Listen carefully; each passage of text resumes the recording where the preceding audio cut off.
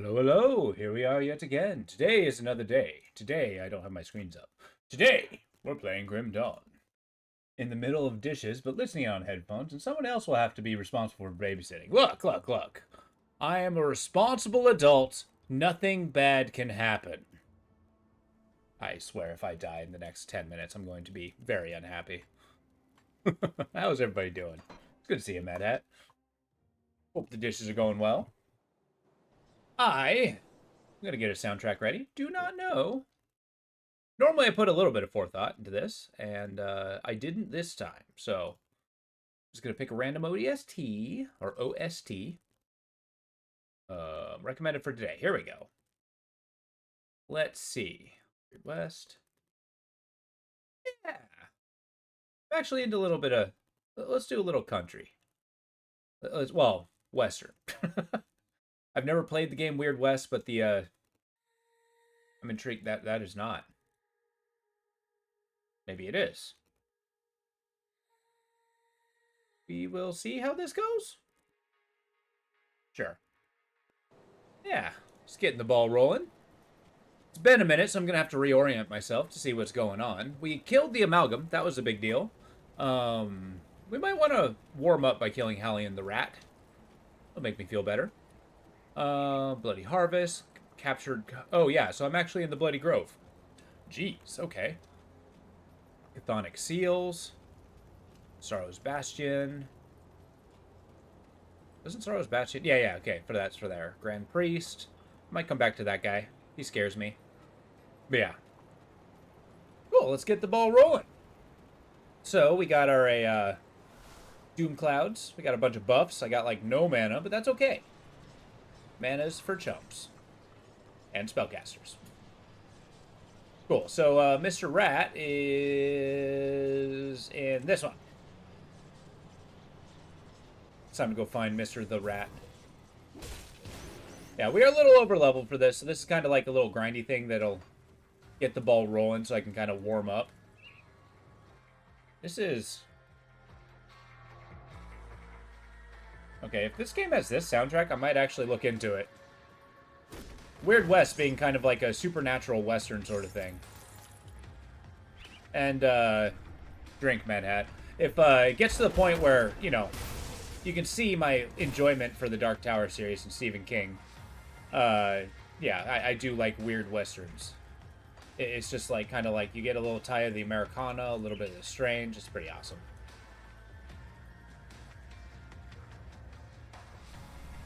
There we go.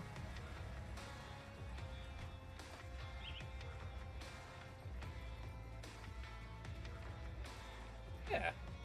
This should be fun. We're just going to be slapping around a couple skelly men. And immediately leveling. Okay, I can live with this.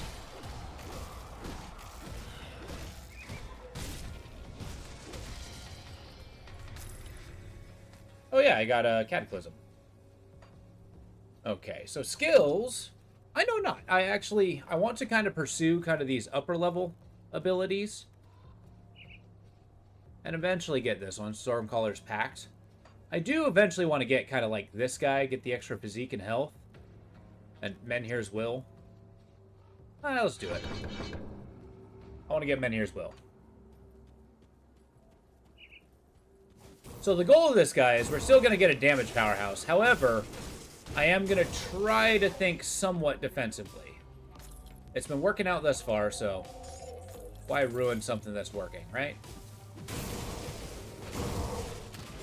It's a lot of dudes. We can farm reputation this way. Mr. Dreeg.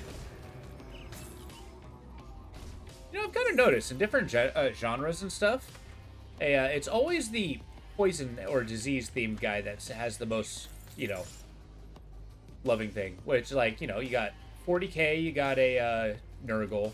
This game, you got Dreeg. You got a, you know, some of the Pestilence gods for, like, the Necrons and stuff. I don't know. I don't know what the appeal is for poison, but people seem to like it. That includes myself.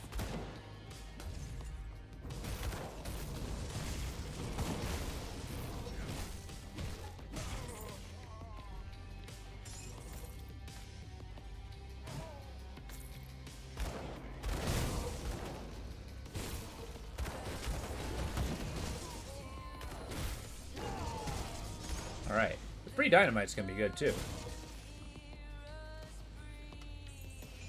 I am hesitant about this. This actually sounds like... Maybe it's not? We'll see. I'll clean it in post if need be. Assuming there's a post.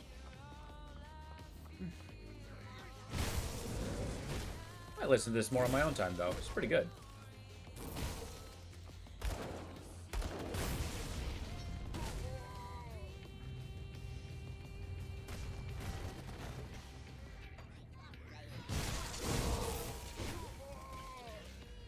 I think that's a good test to do. Like, the beginning of every stream, maybe do kind of like a reputation quest. To at least get the reputation. Because that's going to be, like, the grindiest part we do. So if we kind of, like, add it to our rotation, it won't be so bad. Alright, Ratty Poo. I'm going to bring down Mr. the Rat.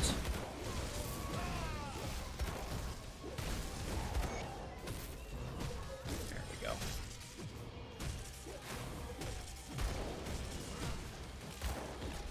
There we go.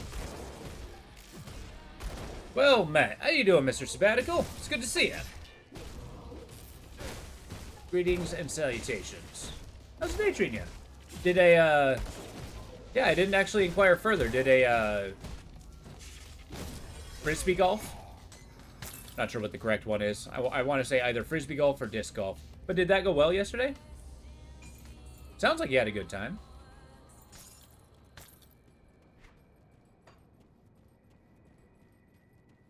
Day off is decent. Oh, hell yeah, you got a day off? Friggin' rooting for you. That's awesome. Good. Playing doubles? That's kind of cool. Did you end up... excuse me. Did you end up on top, or like, on the winning side, or does it even matter? Just playing for fun? I mean, I guess you mentioned that you do tournaments and stuff.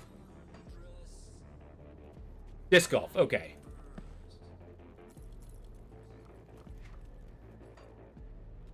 Oh, commit that to the old noggin.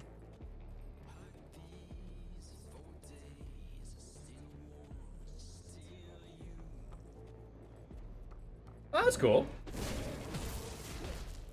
It's for fun, but made especially so for the fact of winning.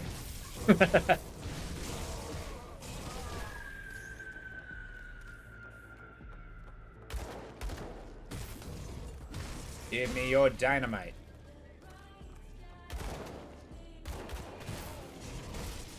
I actually took a days off of a Titan quest so I can actually get in the control scheme for this game. Played for 2 weeks. I get that, yeah. Do you play year-round, or is it a more of a seasonal game?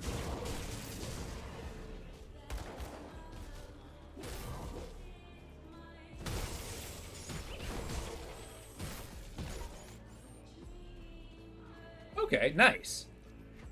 The winter games sound like it'd be pretty brutal. Okay,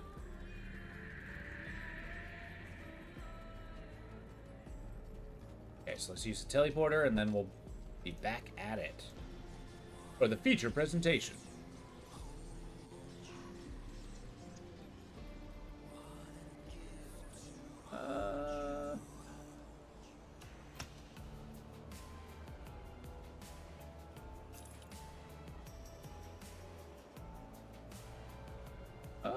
That one's actually kind of cool. Health effects resist. Gives me a little bit of physique. But the resistances aren't there. I hear you. Swamp Dwellers leg guards. Ooh. My pants are a lot better. Ooh. Actually, 57% acid resistance? What is this? What's my bleeding resist at? Oh, yeah, I can easily lose that. Vitality? Not even max. But if I wear this, I can actually get rid of both of my, yeah. It's a little bit less health regeneration. No, it's not. Yeah, we're putting on these power pants. Boom. Now we're 56 over. Jesus. And then we're going to need to get a new charm. I've played in the snow before. It's fun. Yeah, I believe it. I mean, it's, especially if you get a chance to, like, go out and warm up after a while. Probably makes it especially good and nice. Bite. Haunted Steel? No. No. Do I really have nothing that has Vitality Resist? Wow. That's pretty bad. Maybe I have something over here. It goes in armor. So what have you been doing on your day off? Have you had a chance to play any games or just kind of chilling? I can put a Silk Squatch on the pants and then put this on the chest. I mean, elemental resist, extra health regen. That's pretty freaking good.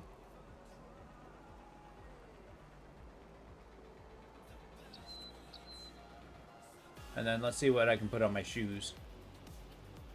Oh yeah, right there.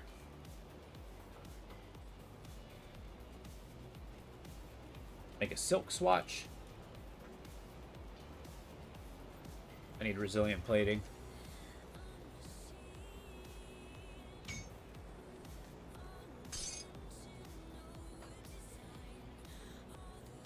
There we go. I'm gonna put this on here. Gonna boost up our pierce and our... actually, I can kind of afford that too. Ooh, that's a tough one. I feel like even by a little bit, just putting on these new pants, we've leveled up in a particularly spectacular way. Yeah, keep item? Yes. Keep item? Yes. I wish to put this on my chest armor. Increase regeneration. Increase regeneration. Beautiful. Woke up, did nothing, napped, walked to the store, healed some mythics. Chores, and now I'm here. Healed some mythics? What do you mean by that? That sounds cool.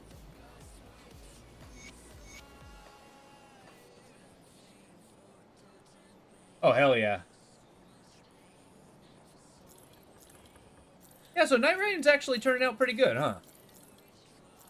I've seen little bits. It's not like Elden Ring release popular, but maybe it just needs a little time for people to start making YouTube videos.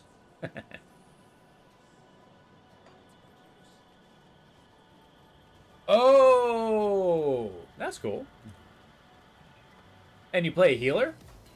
My hat's off to you. That is a not an easy task. I myself tend to be rather curmudgeonly enough, like, no, I do DPS. I don't heal people. Who do you think I am?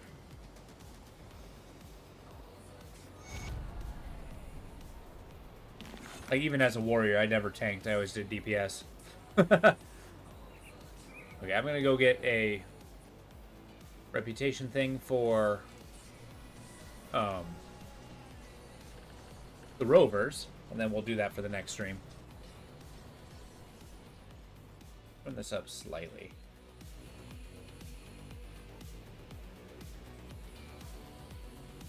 That was an awesome dance. I know.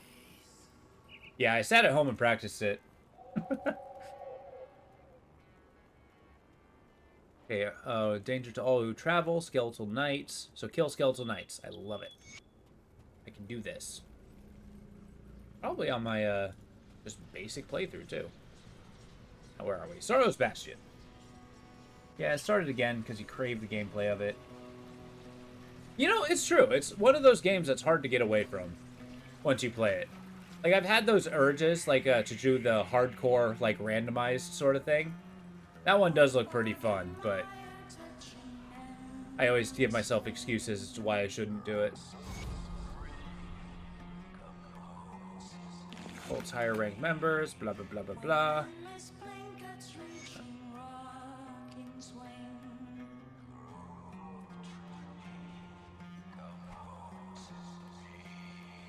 Okay, this album, wild and awesome. Not exactly the OST I was expecting. Let's see. Jump back into album picks.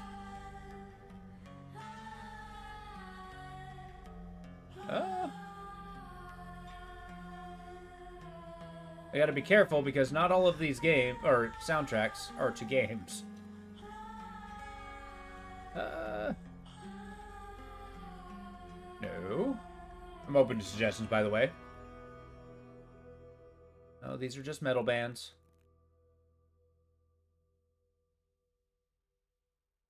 Played. Recommended for today. Here we go. That's what I was looking for. Axiom Verge. That'll make me happy. There we go. Oh, Fury. Ooh. Okay, Axiom Verge taking a back seat. He has a very good idea. It would really help if I actually, like, typed it correctly. Good call. Ooh, some of the artists are notorious for having copyrighted stuff, but I'm not going to worry about it. Symphony of the Night. Okay. That's a solid pick. Ooh. There's a totem over here.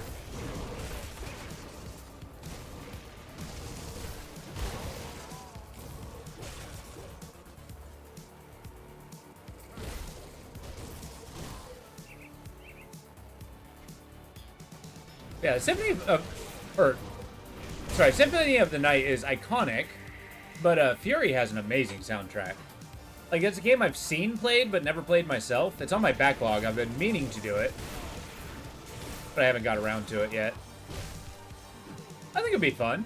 I don't know how much you guys enjoy watching me smashing my face into a challenge.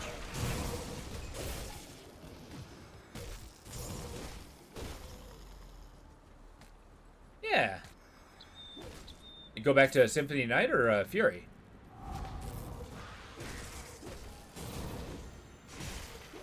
Yeah, this might get scary. Get out of the puddles. Make my own puddles. Awesome. That was beautiful.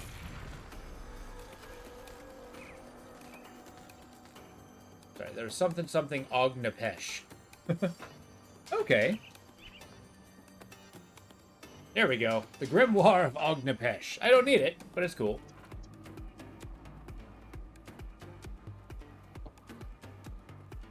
Take a look at the little shenanigans I got. Yeah, the rare earth is quite good. Yeah. How do you feel about those old boss rush games? Do those tend to be fun to you? I think they're interesting. It's nice having a mechanic, but like, there's something intimidating about going in there with the only enemy. You're only fighting like 10 enemies, and they're all hard. GameCube controller? Really? What? Okay, GameCube controller, I'm surprised. I've never really heard that to be like, oh yeah, that's a top tier controller right there. And I've used one for a little while.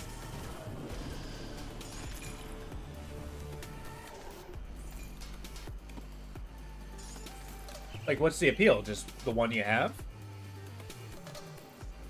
How do you translate it to USB?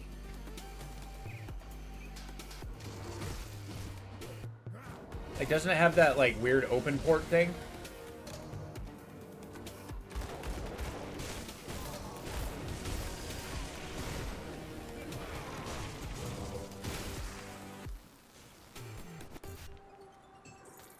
Oh, that's cool.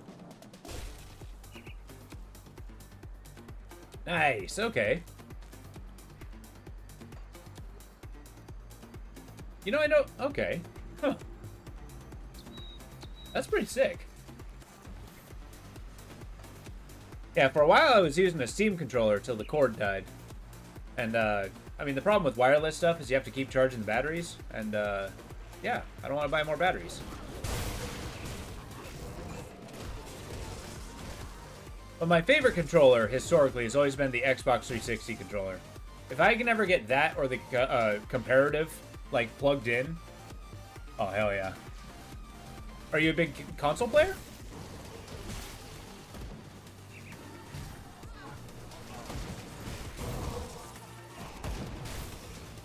I gotcha. I used to play a lot of console when I was younger. There's something very cathartic about being able to, like, just plug in a console, put in a game, and it just works. It's really nice.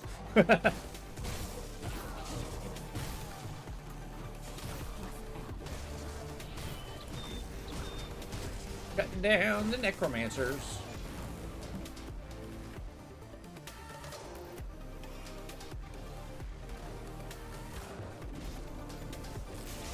Oops.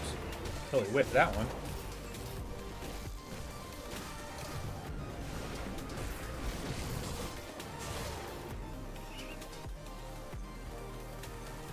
Okay, so their summoned skeleton knights don't count. That's a bummer. Oh, it's a frost revenant, that's why. Well, that explains a lot.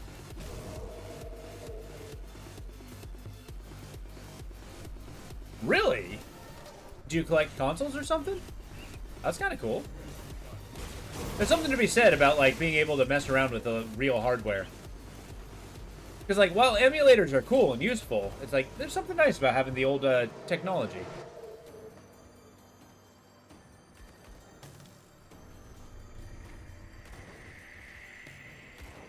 Okay, interesting.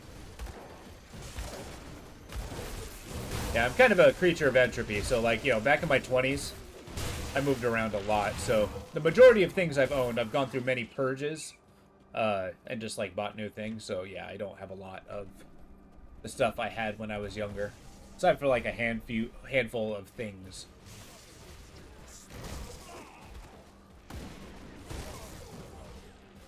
Nice! That's cool. Did you end up collecting a whole bunch?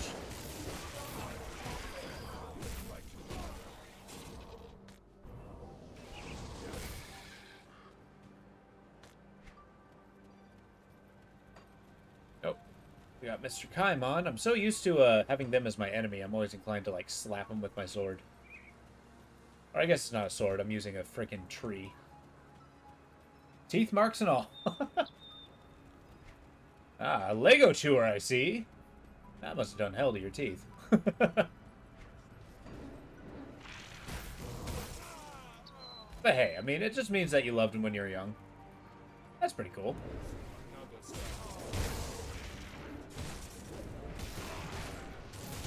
That's cool. Kind of turns into, like, its own collection. Do you ever break them out and play with them? Or are they just kind of closet fodder?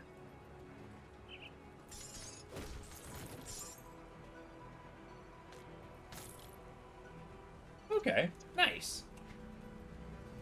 I mean, it's cool that you have them. You're able to do that.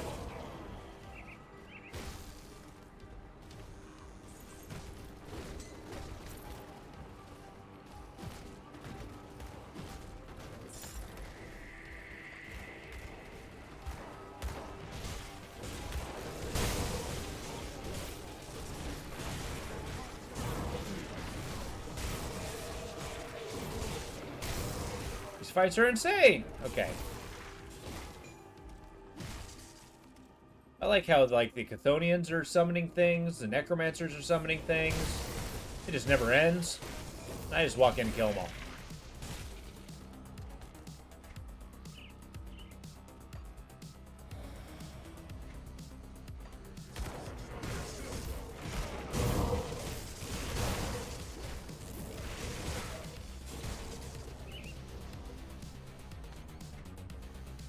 Nice. I do like how we're kind of going to the more civilized battlefields. Like, well, civilized being a relative term. We're not in the ruins. We're actually in, like, you know, places where people lived. And we're fighting like human enemies and stuff. One thing I've always liked about this game. It's like kind of the heaviness to it.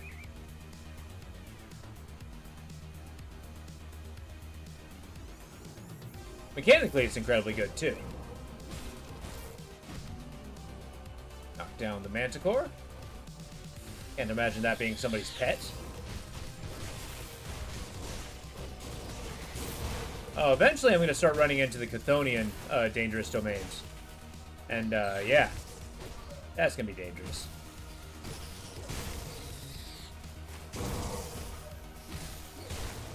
It's okay, I got my little clouds with me. Don't forget dual pistol cultists. Yo, I'm going to grab them. I'm basically going to double back into some of these areas. I didn't realize I was so far north. I just want to take out this spider area. It's full of demons. Yeah, we'll double back. We'll get him. Yeah, I think I have a mission to kill that guy. Yeah, Bolvar, the Bloodbinder. What a guy. I know I walked past her. Just give me a second. My loot radar is going off.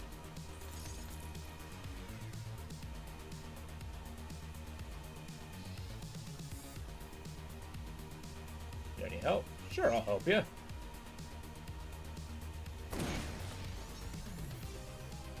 I want the reputation of killing this character. I'm assuming this is a vampire character. I don't actually remember. Hello. Apologize for the ruse. Oh yeah, you're a ghost.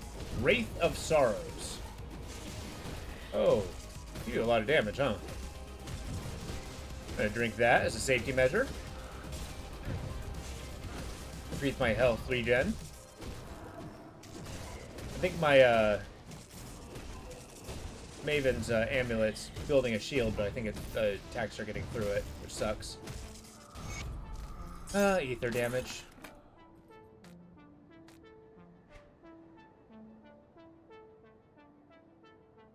Huh. Ravenous Earth. These are like Necromancer Occultist pants.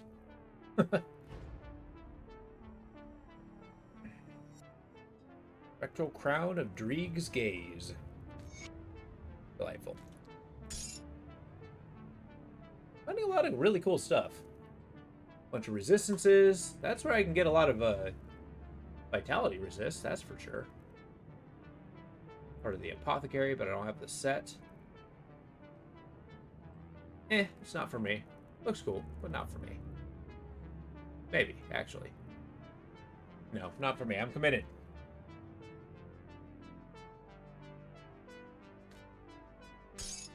To the cause. Okay. Got so many freaking scepters.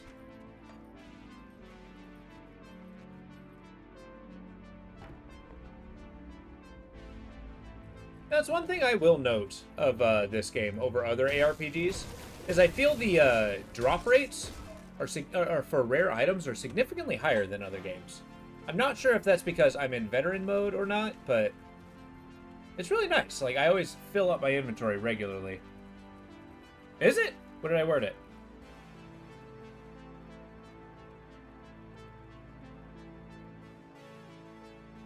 Let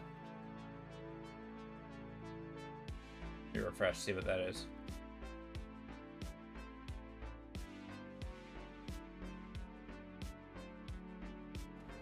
What's funny about it?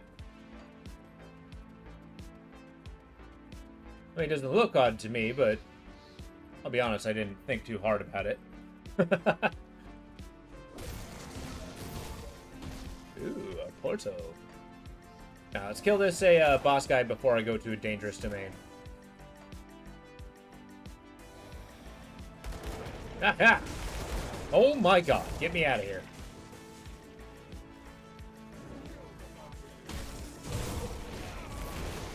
He hurt me, Mad Hat. He hurt me.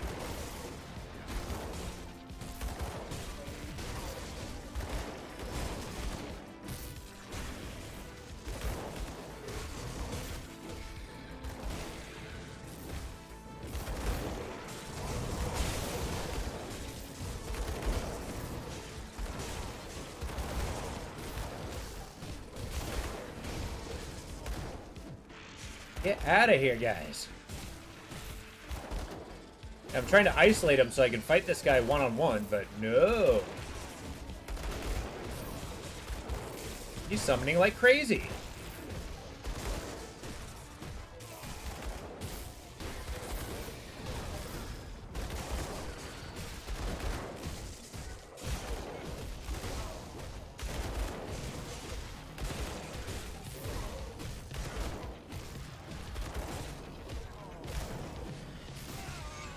Okay, I don't know what I was worried about. I think I overdrew that guy. We got bast. Oh, I put a B instead of a P.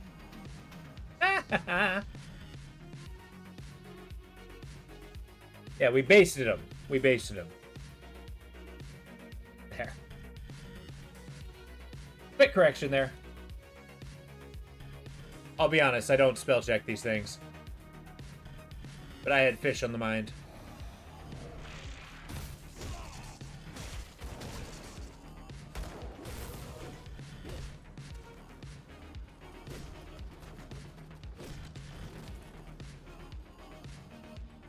What's the second thing? Do we go in us?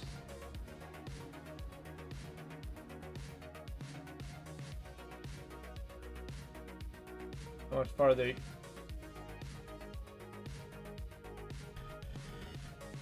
Oh, yeah. How much farther can we go?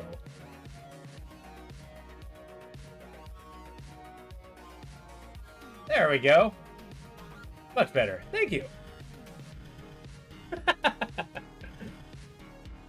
They do be good. They do be good.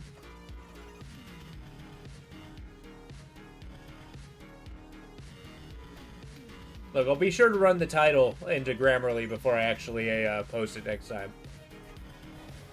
But I don't want to hear that I end up late every day.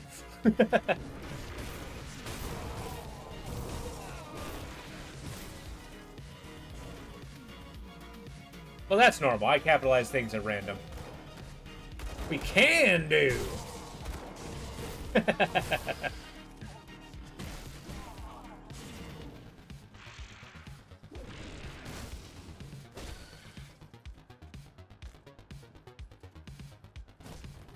Be free.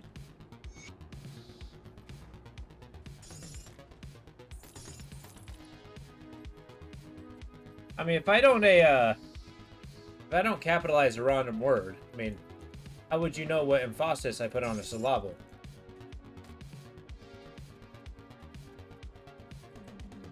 You don't think it's crazy at all?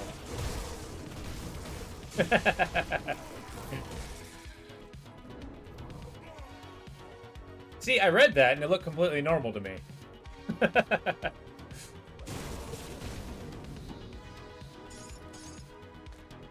I've read enough medieval literature before grammar was even invented to really have a lasting impression.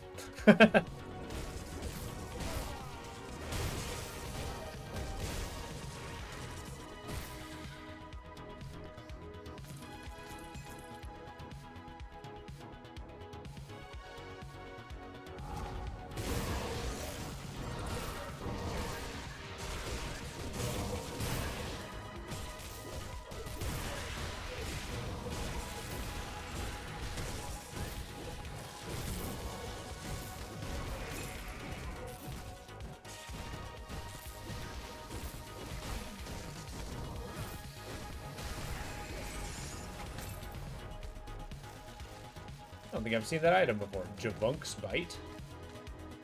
What's this? Ooh. Jarvooks. Basically a dagger.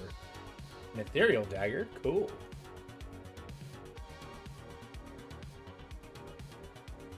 Glyph of the Pouncing Manticore? What?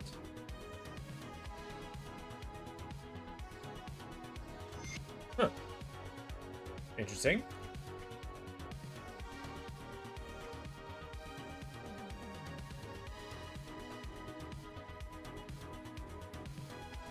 Just wait, there'll be a day where I capitalize nothing. There is no emphasis anywhere.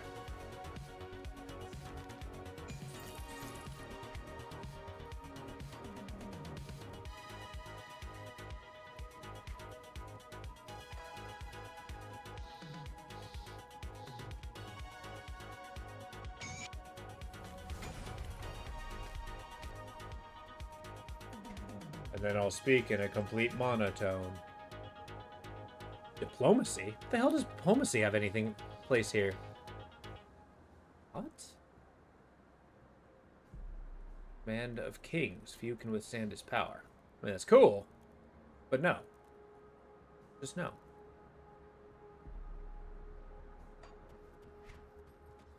Oh, I wonder if there's a build with diplomacy in mind. Okay, first we're gonna sell off our stuff. Yeah, I don't need to go so far. We'll go to Homestead.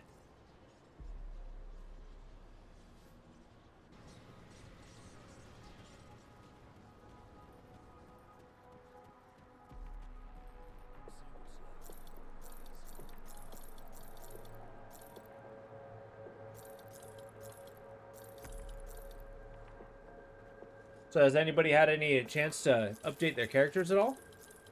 Or has it been busy all week? I mean, I relate. I only play this game 2 days a week anyway.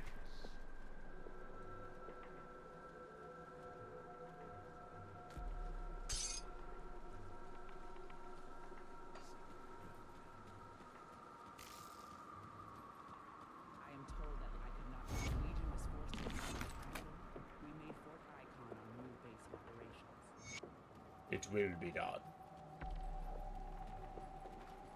This guy.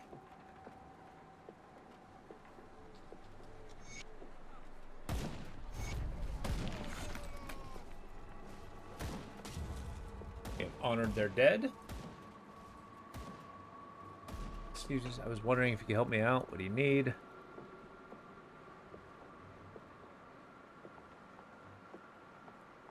Oh yeah, the lumber mill. I remember that. We got all kinds of quests. Heroes. Making a stand. Cool. It's been so long since I've actually been to this area. I'm kind of, I don't have all the quests in muscle memory now. I might actually have to, like, you know, try to, find out how to get to them. Or figure out how to achieve them. All the while trying to find new secret paths. Oh, did the soundtrack die? No.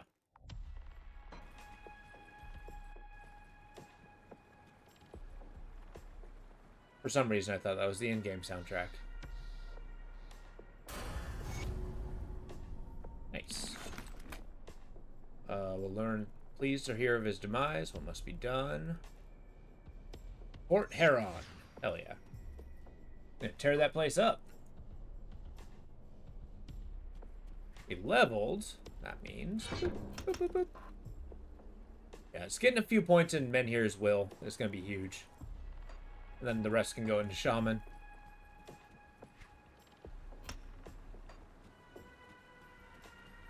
Yeah, now we gotta go into a dangerous domain and risk it all. Because what kind of stream would this be if I didn't do that?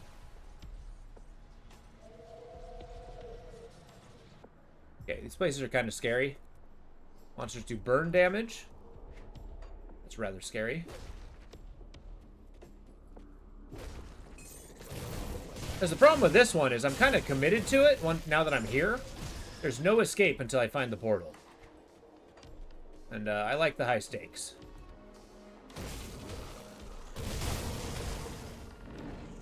It's not too insanely high leveled, I say, nervously, laughing.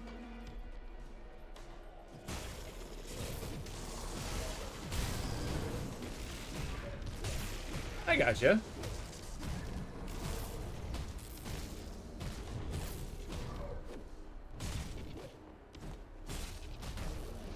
I gotcha, yeah. And sometimes that kind of like work routine can be pretty brutal. I get you. Just adding streaming to the mix, I pretty much do the same thing.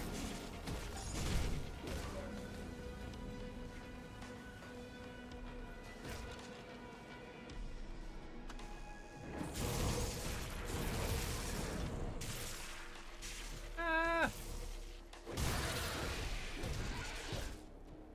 Okay. Ain't so bad. I kind of like these areas. They look very morose and monochromatic, but I like the obsidian spires. I like all the random ruins. This place is weird and terrifying and cool at the same time. I'm still curious as to how this is Chthon's domain. Like he may be like the dead god, the shattered god. I don't know if he's a shattered god, but a god that bleeds or something. But like, what about his existence just leads to, you know, chaos, desolation, and this?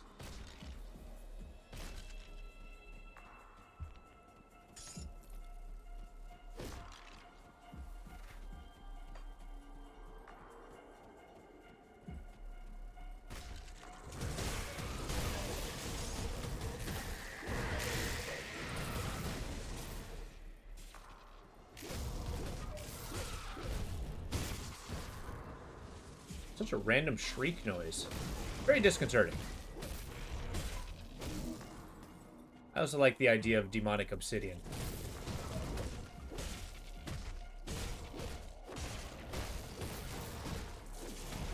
The Great Maw. Ragnadar. Okay, I still got my bee balm. Might have to go fight some more bees to get some of that royal honey. There we go.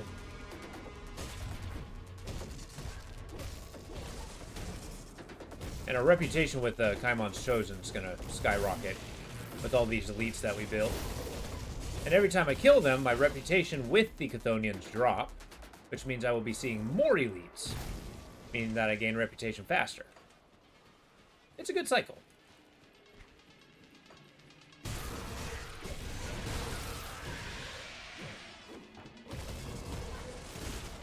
Oh, they have life leech. Brutal.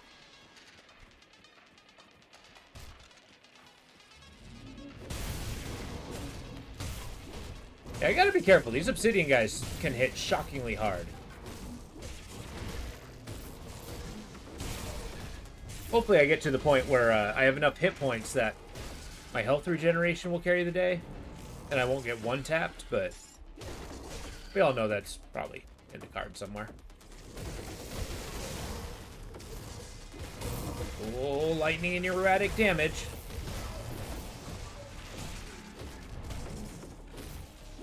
It's like rolling a d20 for damage every time. Hey, there's the exit.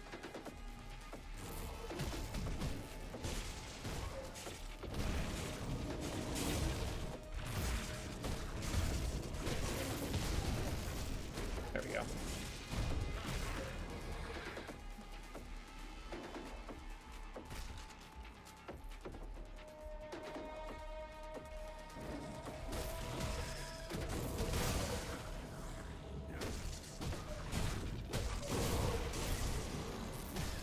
Yeah, so they got this summer festival going on in my neighborhood, which is kind of cool. It's gonna be tomorrow to, I believe, the 8th. Yeah, I'm gonna be excited to check that out. It's like a couple blocks away from my house, and they block off a bunch of streets. They got like a bunch of stalls selling a ton of plants. They got a food, a bunch of like food trucks. They got concerts, music. It's gonna be awesome.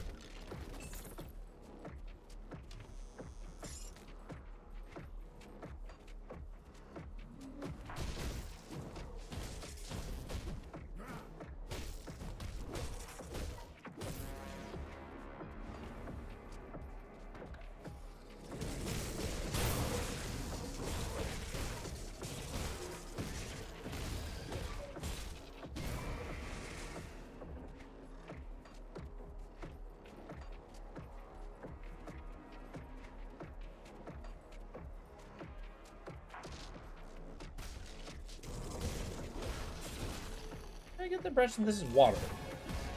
So we're like in an endless ashen ocean. That would be frightening. These mounds of ash and bones and ruins from the normal world.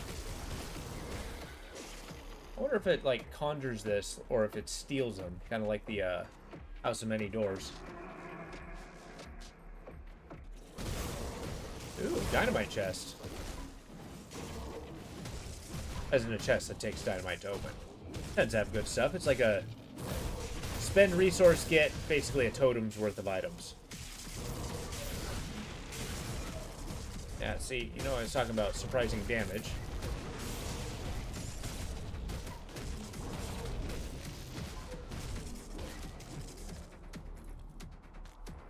Falling into the routine.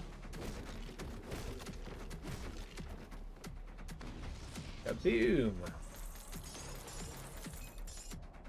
Arachnid's Embrace, huh? Out of everything, I got that? It's a crossbow? What? A poison crossbow? Ooh! Makes a spider web? That's kind of cool. I like that build.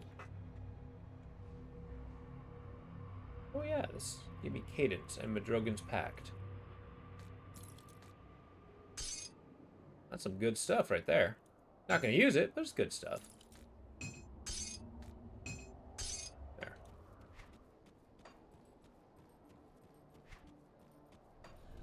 Yeah, this consecrated ground on my chest is pretty good.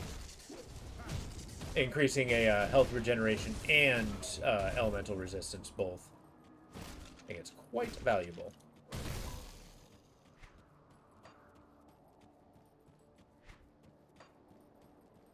Well,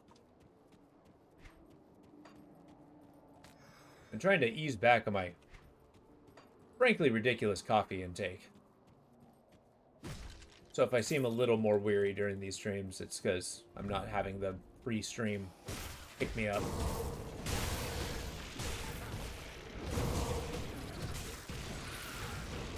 But we're still here. 100% presence. Maximum effort.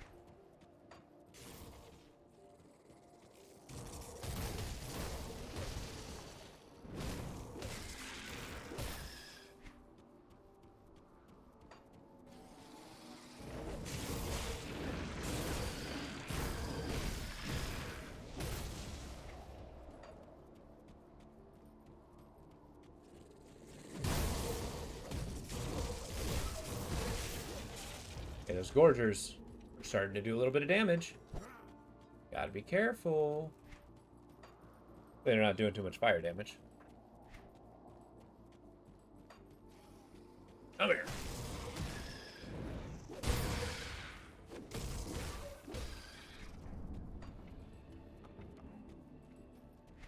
Yeah, it'd be pretty ironic if I actually leveled up my elemental resistance and had that elemental resist kill me.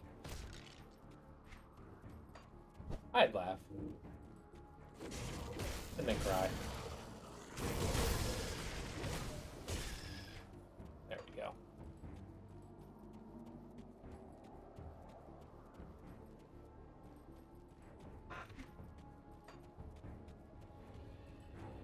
Ooh, speaking of things we're hyped about. Well, I guess we weren't talking about it, but it was in my head. Death Stranding 2. That kind of snuck up on me. I know I haven't said it too much, but I'm actually super excited for that one. I really, really like Death Stranding 1.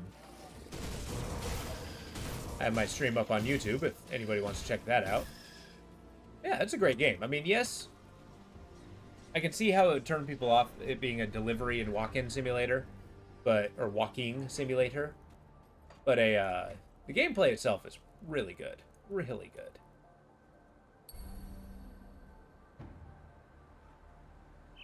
We're just going to crank up our lightning damage. No Mads? I mean, that's fair. That's fair. But, I mean, let's not give it too big of a negative. Like, Mads filled his role, and he did an awesome job. He doesn't have a place in this new one. Or at least not one that makes sense. Now, don't get me wrong. Mads Mikkelsen was great.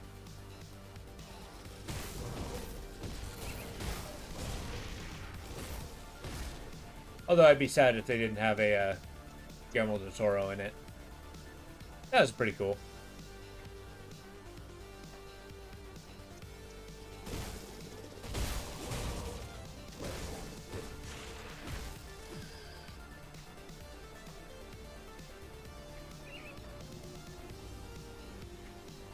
Yeah, that's true. I've never actually watched the show, but I've seen clips, and those clips are good. It makes a very believable Hannibal. And obsessive gourmand.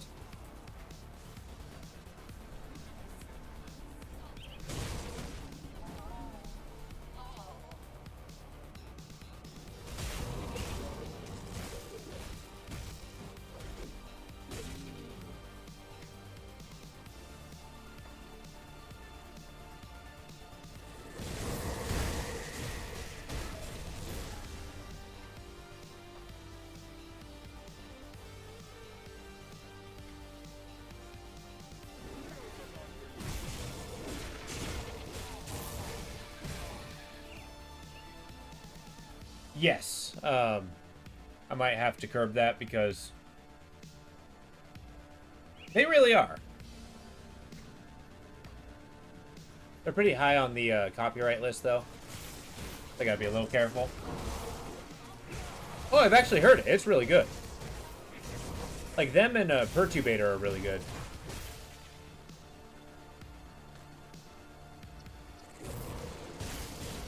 Oh! Okay, I don't think I've seen the movie. Awesome. Yeah, check that out, then.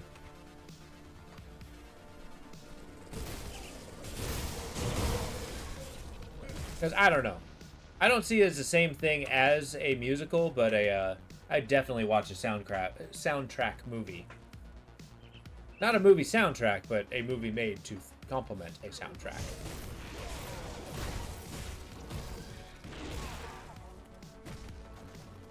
Builds on lore to get a little taste of their music. Oh, that's sick. Turbo Killer? Oh, okay. Do they have kind of a lore that they're going for the band? If you can call it that. Really? Oh, okay. How long have they been around? I feel like I keep going farther and farther back, and Carpenter Brute's been around.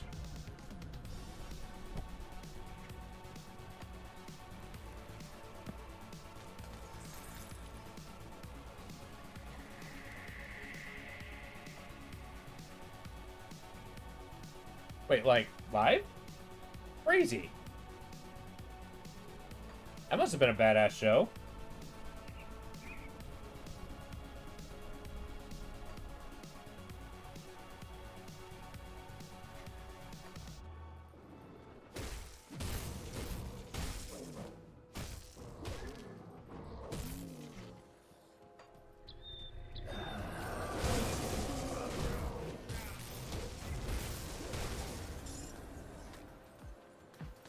There we go.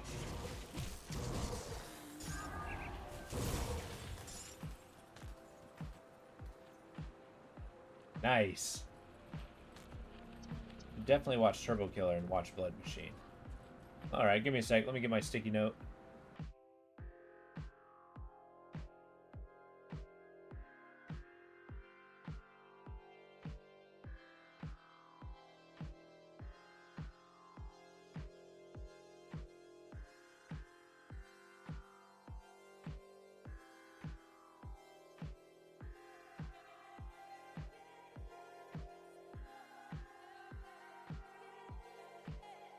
I added it to my cultural enrichment program.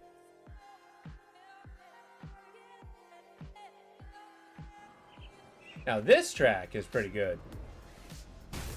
And the band seems to be the Toxic Avenger, which is hilarious.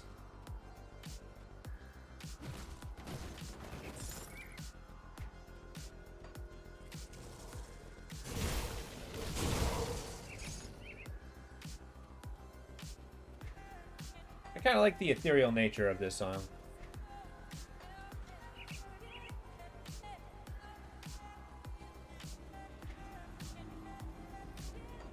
I wander around in the hopes of finding a lumber yard. There we go.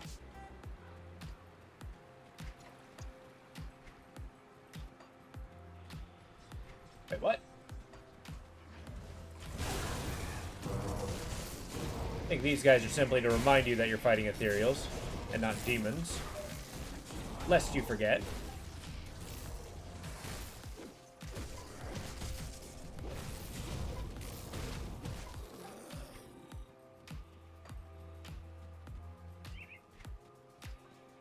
I swear, this game is all about, like, several apocalypses at once.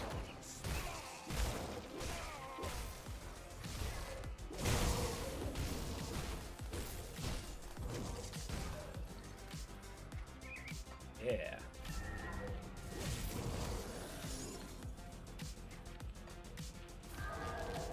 Ah, I see. This is a dangerous domain. I don't like it. Ah, okay. I don't want to be in the fire. There we go.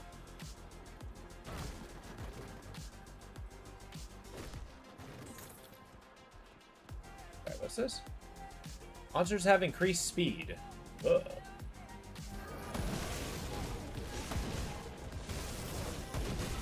I ever did look at my ethereal resistance. I'm hoping it's not horrifyingly low.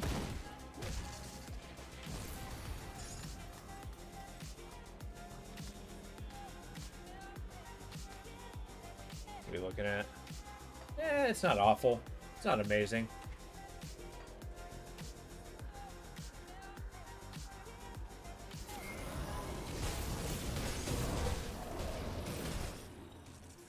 That's right. Stand in my lightning. Thank you.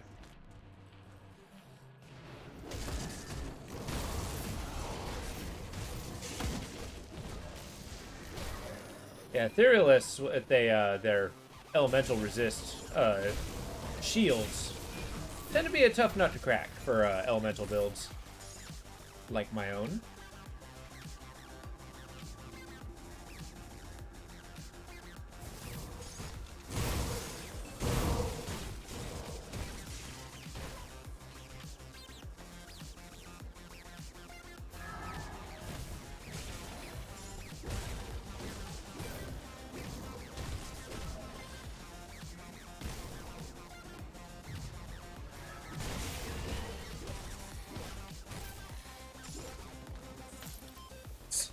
Getting a lot of mileage out of savagery.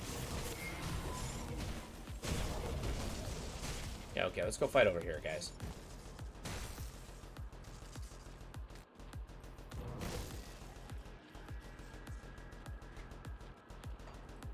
There we go.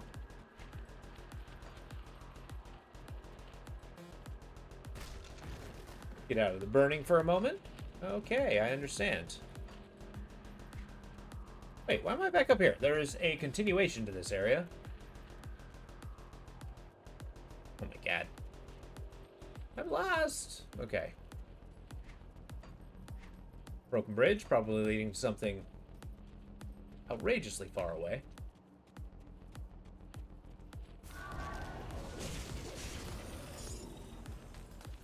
Easy money.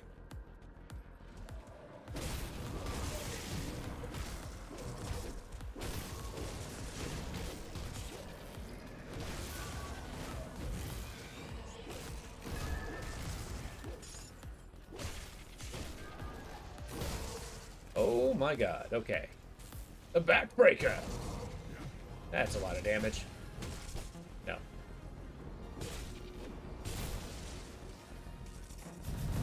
Yeah, okay.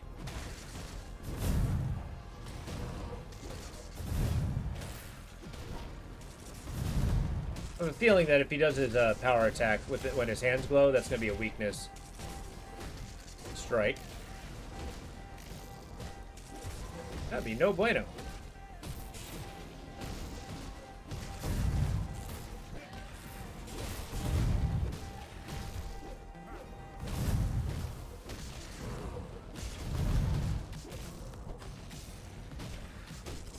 Yeah, if I get like a weakness or resistance drop, I think I'm like done for. We gotta play extra careful. Give him the old fancy foot. Yeah. Runeforged chest guard. Sounds cool.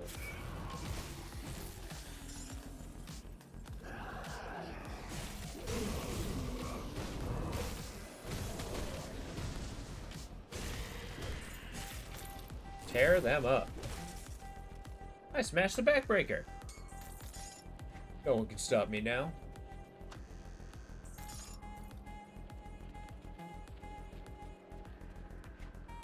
What's this one?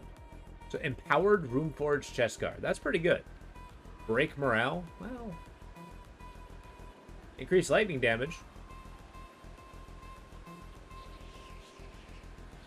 Only 7%. Ooh, maybe I do need another Silk Swatch. I don't need 3. Maybe I do move towards this one. Yeah, we find pierce resistance elsewhere. It's a good upgrade chest piece. It looks cool. It feels good. Has a cool name and increases my lightning damage. How can we lose?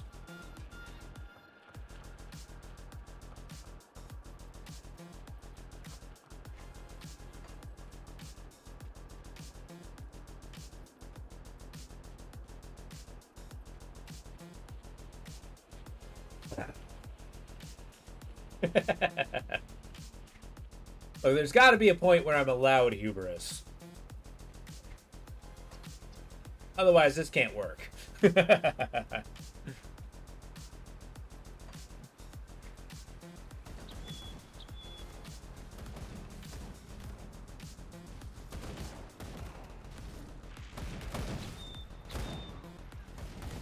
Like my bread and butter.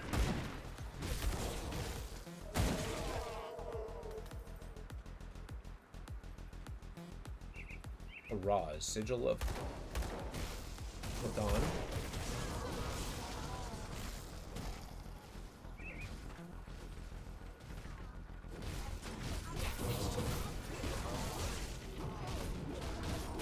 Yeah, those necromancers are pretty hardy.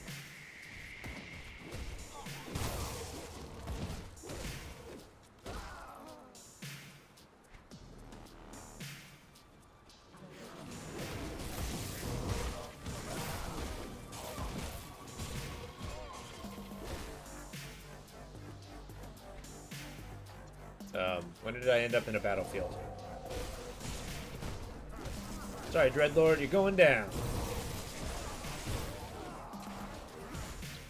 I don't know why we're here, but we're breaking it down. We're closing out this party.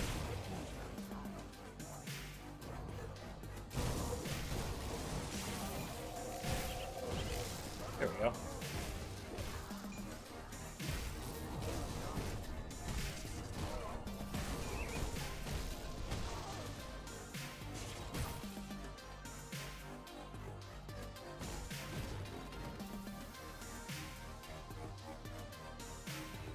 Oh, hey, we're in Fort Huron.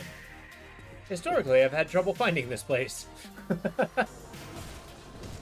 Not today.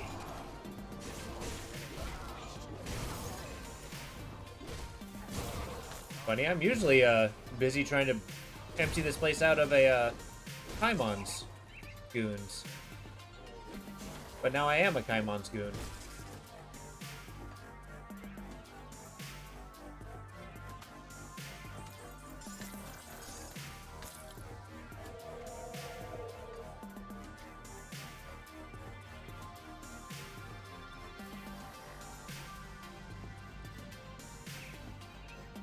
Every annual review at work, your supervisor is required to ask if I want to submit a self-appraisal. Every year I tell him, hell no, but in business speak, hate essays. My work can only be judged by whether or not other people are happy with it, and the system... Well, that's cool. Yeah, I get that. And I totally understand that. It's the idea of, like, the entire goal of what you do is how other people approach it, then, like, a self-assessment is... not really helpful.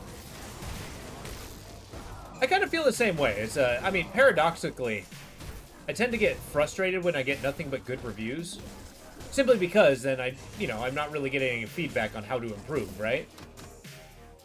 I mean, it's nice getting, it's like, hey, you're doing a good job. Like, well, thank you, but like, where do I improve? And yeah, if they don't have anything, I tend to get a little flustered. And perfing did not wrong throughout the year? Exactly. I mean, honestly, yeah. And also there's like the difficulty too, because like, you know, it's like, oh, are you too full of yourself? Or are you, you know, it's like, how much do I toot my own horn?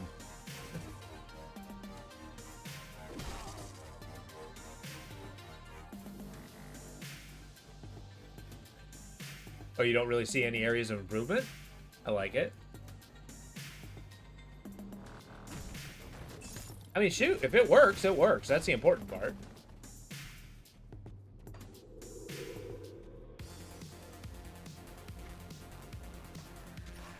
Especially if you get something a little more career-minded, where it's like, look, this will function smoothly if you just keep doing what I'm doing, and I'll be happy to keep doing what I'm doing, right?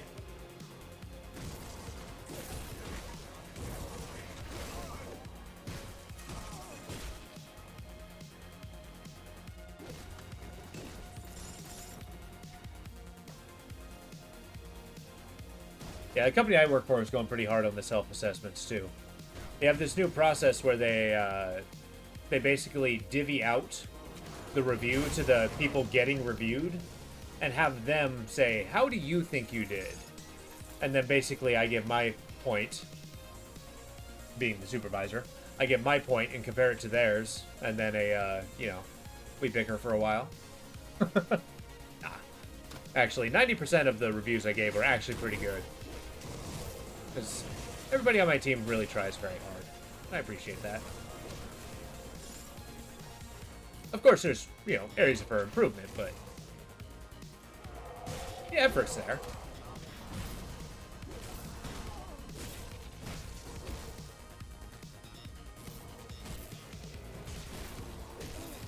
But you can always do better.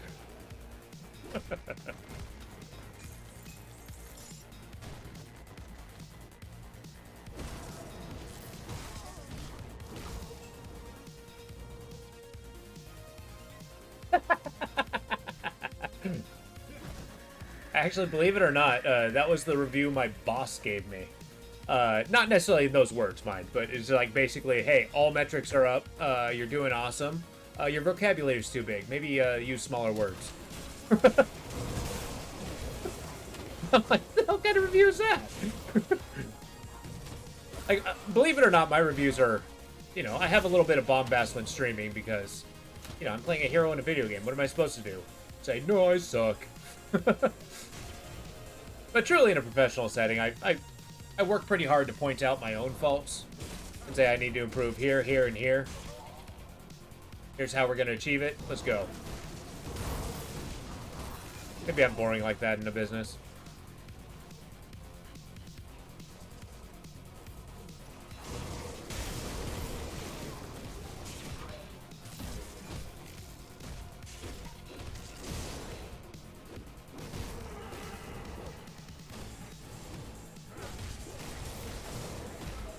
It's crazy that they actually give you an option for self-appraisement. I was like, hey, do you want to do this? No.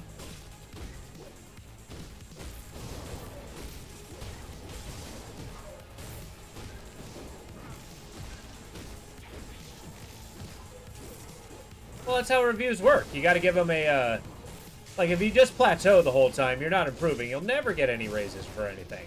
But if you actually point out all your faults and then succeed there, well, then you actually get the big bucks. Like, yeah, I'm forever improving. Knock yourself down a couple points on self-appraisal and say you need to improve your grammar. Makes you look more human and not sitting atop a company pedestal. Exactly.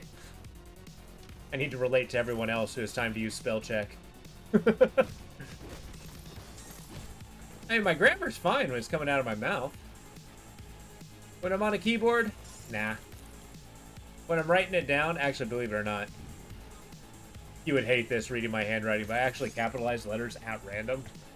I don't know why. Sometimes I like a capital E better than a lowercase e. What can I say?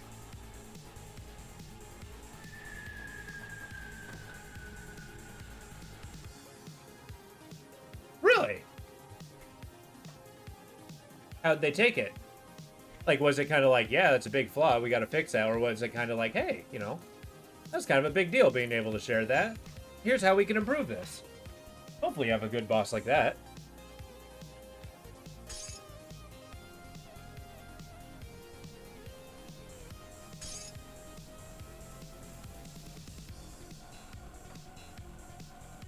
He laughed? Oh, jeez. Hopefully in a good-natured way. Not just looking you dead in the eye. God. I guess that depends on what your biggest flaw is. I mean, if you go up there, yeah, my biggest flaw is I embezzle all the funds. Yeah, maybe I'll have a problem. You're far too modest. Fair. That's fair. Is that when you gave yourself a 5-point review? Like, yeah, I got 5 stars everywhere.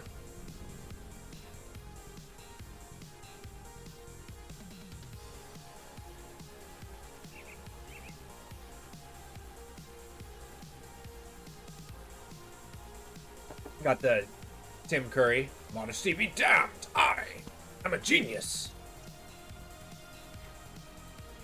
With my energy ale. It's from the Frankenstein. A point-and-click adventure. I remember playing that once when I was younger, and damn, Jim Carrey is top-notch actor. Or Tim Curry, sorry. Jim Carrey's great too.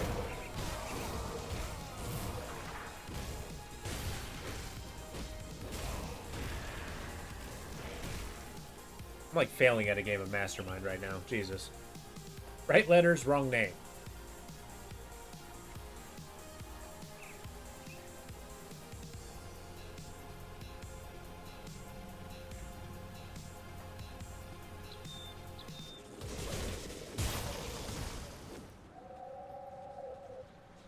You're only wrong once in your life, and that was thinking you were wrong when you were right.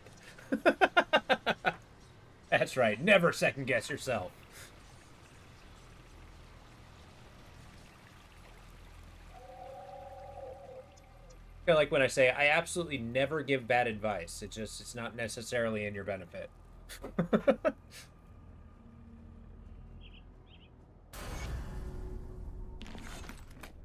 Oh, me, he's our prophet, blah, blah, blah. I see, thank you.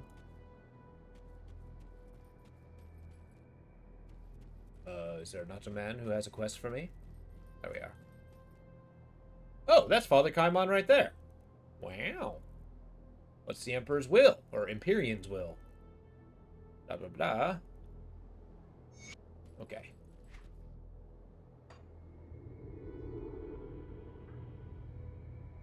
What do I level? Do I know? Oh, that's a bad.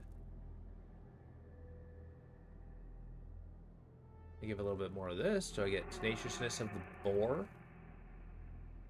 And the regen's nice. Let's do that. Let's get a little bit of love here. Regen's phenomenal. Necromancers guarding the ashes.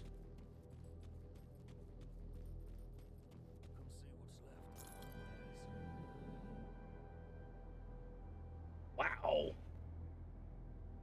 What is up with this necklace? It really perks up a necromancer shaman build. Huh. Interesting.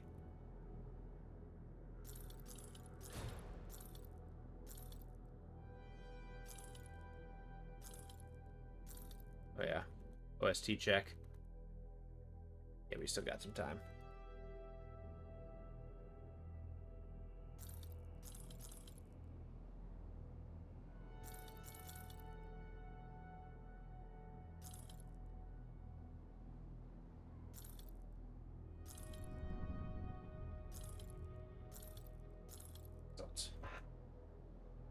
Is it just me, or have I been gaining levels particularly quickly? I think maybe I have been playing too much Titan Quest. That game, you level slow. Like, real slow. What kind of stuff do you have? I like stuff. You give damage. And damage. I do not want that.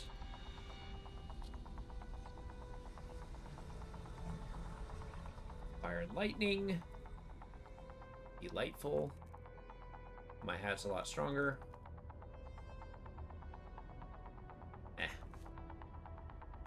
Lightning barrage.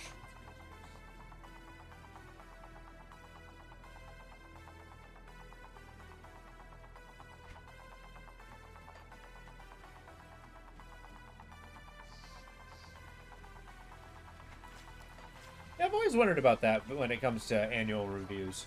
I feel like some companies tend to like speed them out because where the hell am I? Speed them out because they've like forgotten to get it ready, so they kind of crank it out as quickly as possible. They tend to be pretty weak. I try to put a bunch of effort into mine, but then I feel like the payoff is kind of weak because everybody expects kind of a quick one, and they're like, "Well, I'm here. What am I supposed to say?" It's like, "Well, okay, give me some feedback." What do you think? Yeah, okay, move on.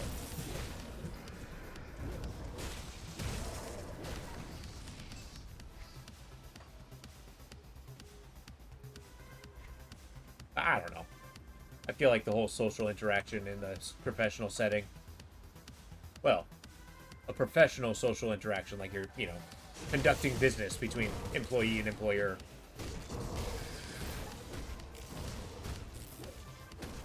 It can be challenging. I guess I don't employ them. Or just supervise them.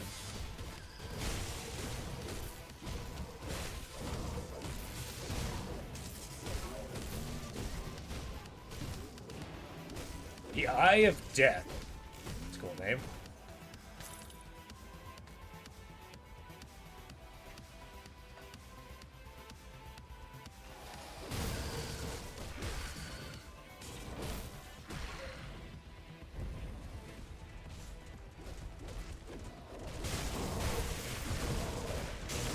I wonder if that's normal for lumber mills, actually having, like, actual shored up riverways.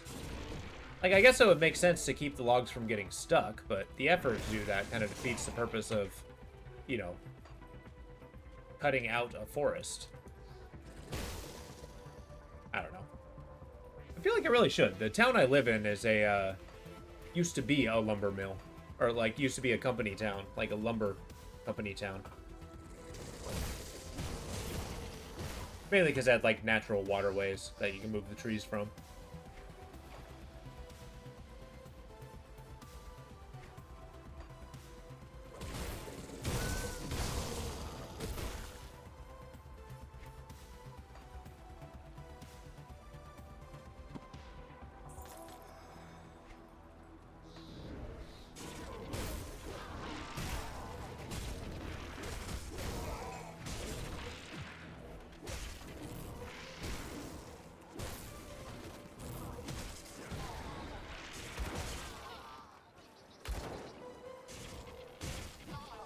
Corporate rat race. You've been done with it? Hey, congratulations. That must be a good feeling getting out of it. Because I feel a lot of companies like that can be pretty soul-sucking. Now, while I do think my company's pretty good, I 100% agree with you. It's not the best.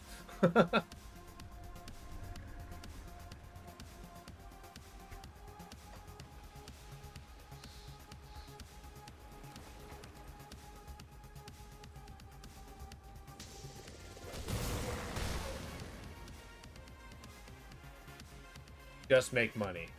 That's easy. You just put your head down, get the job done. Definitely don't have to worry about, like, you know, the progression. I mean, nice. I mean, you're able to kind of, you know, settle down a little bit. Just put in the work and be done with it. Probably really good for your work-life balance, for sure.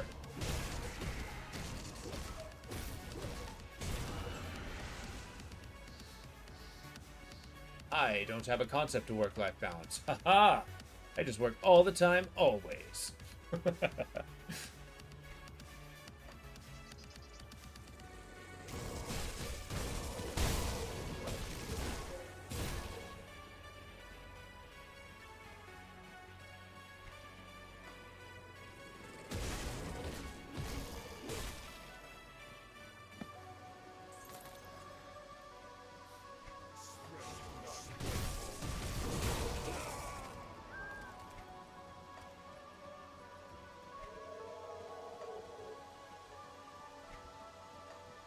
Yeah, historically, I've always worked for small businesses. This is kind of the biggest business I've worked for thus far. And, the difference is vast. I look forward to going small scale one day. And just do what you enjoy, right? Isn't that the meaning of life? Is just kind of like find something that you enjoy doing and pursue that? It doesn't even have to be your passion, just something you like to do.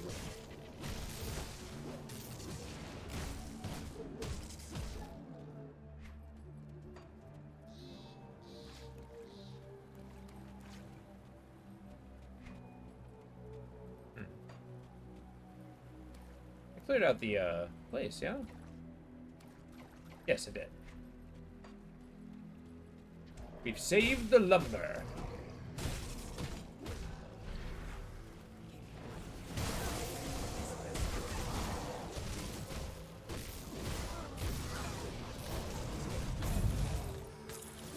there's 3 elites here. Okay.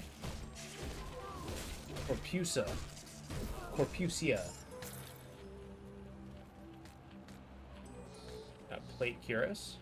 Interesting. Oi. There we go. Haha. Oh, Obsidian Plate Cuirass. That's cool. That's incredible chaos resist. Deadly Momentum. Aegis of Men here. Blast Shield. Oh yeah, this is like a demolitionist armor.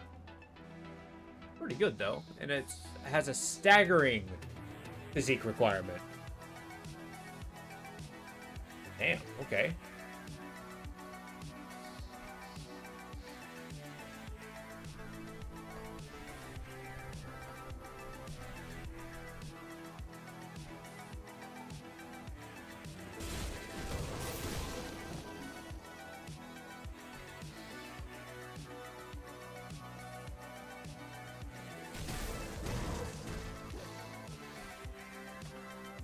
Down. This track's really good. There's one thing I do like about synth music, is it works very well in the background. Like, it's good foreground music, good background music. It's not too distracting. Carries out a mood incredibly well. Yeah.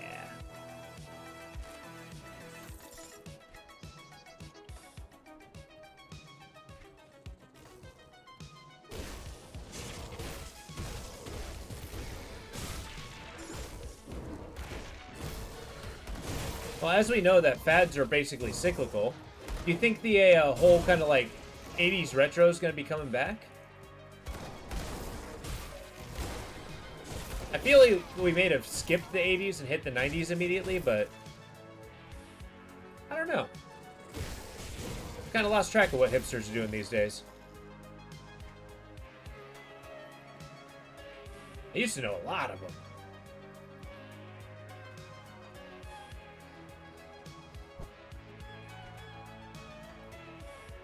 Not so much anymore.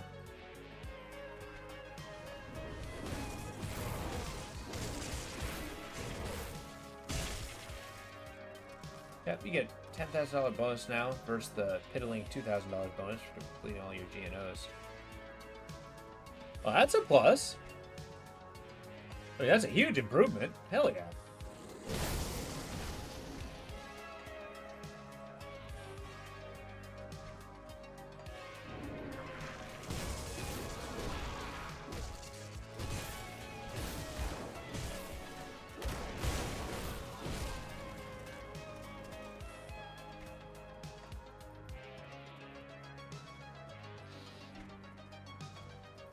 Sounds like you saved him a lot of money. That's really cool. Must have been a pretty good day for that.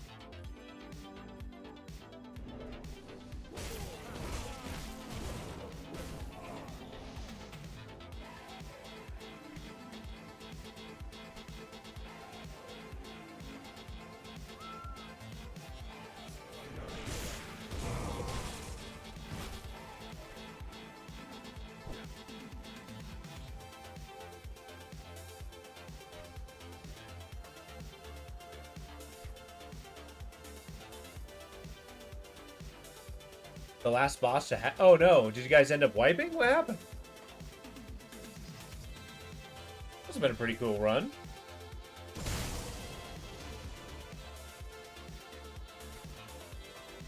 Nice.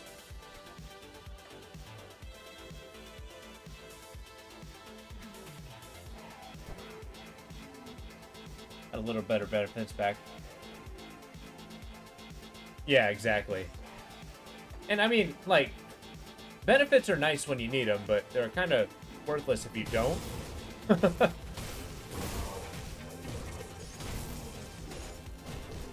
Like, it's nice when you need them, but... I got 2 items, made you really strong. Blood loss happened, but couldn't find... Oh, that sucks. Yeah, it's true. That's kind of like the roguelike element, right? It's basically like, you can always find the pieces of a perfect build, but to actually get one is, you know, the magic time. That's kind of what makes games like that so intriguing. Like, I played the hell out of Risk of Rain 2. Yeah. Oh, there's something to be said about games like that, right? Like, if you play it enough, you can actually start, like, noticing the patterns. Ooh, sorry. This track. Yeah. Okay, Toxic Avenger, you and I, we're gonna have a...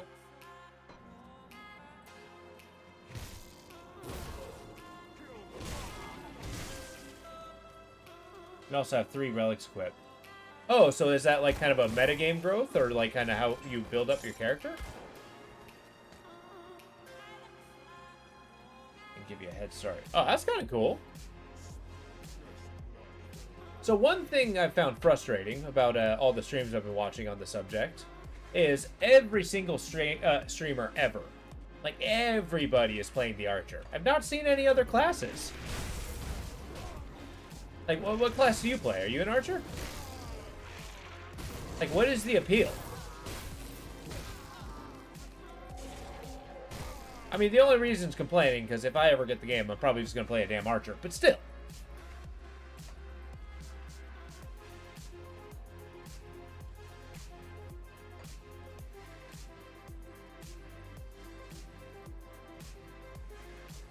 Oh, that's kind of cool.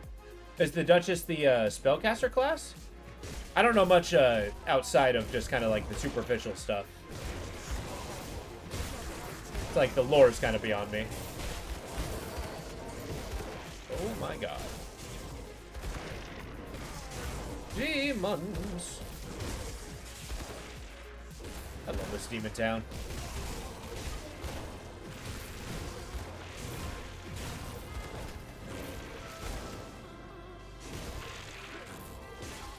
There we go. The Recluse and the Revenant are the casters. Oh, that sounds cool. One's more of an undead caster, probably doing hex magic, and then the Recluse, I guess, is the Arcanist? The Wilder is fun. Quality greatsword guy. Nice. I'm assuming he's like the barbarian Viking counterpart.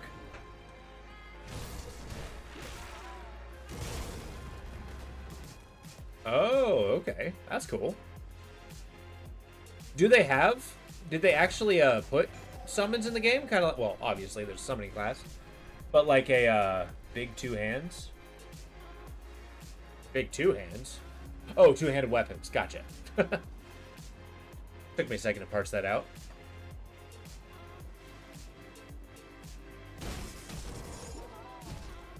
Yeah, unfortunately my brain's running on dial-up today. Raider has standby.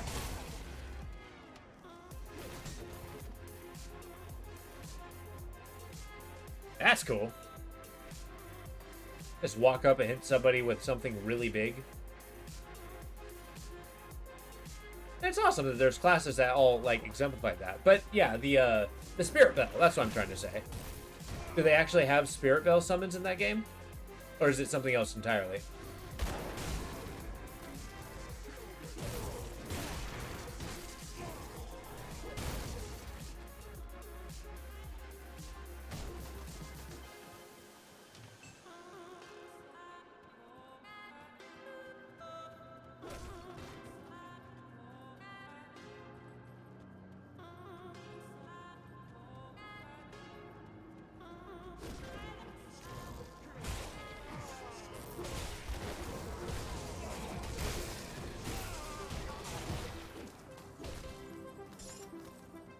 This guy being somebody who just walks up and hits people really hard feels good.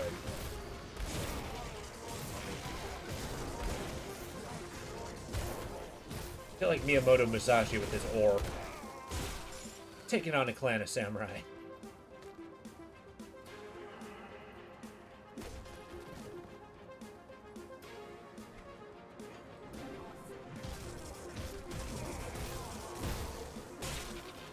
I love that.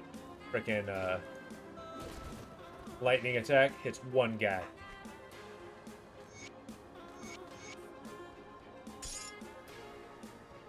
Lore here is talking about the infiltration of the Chthonians. Want to play, but you're too tired?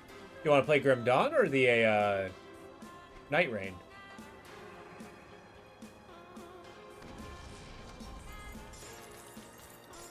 I gotcha. Welcome back. But yeah, the a lot of the stuff with Night Rain seems really cool. I mean, it's not really why I go into a Souls-like game, but I think the concept's interesting. I was worried because people were saying it was like an extraction shooter, which I'll admit was kind of a turn-off for me. But if it's more like Risk of Rain, it's super good.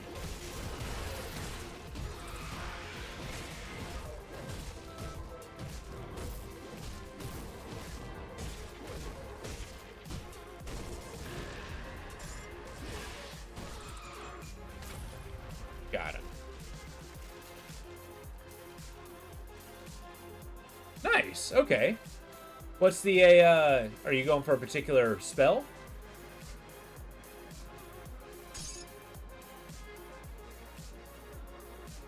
Salt Core Bolter. Cool. Undertouch Bracers. Actually, that might be absolutely phenomenal. Or at least it would be if I wasn't wearing exactly that. Except this pair's better.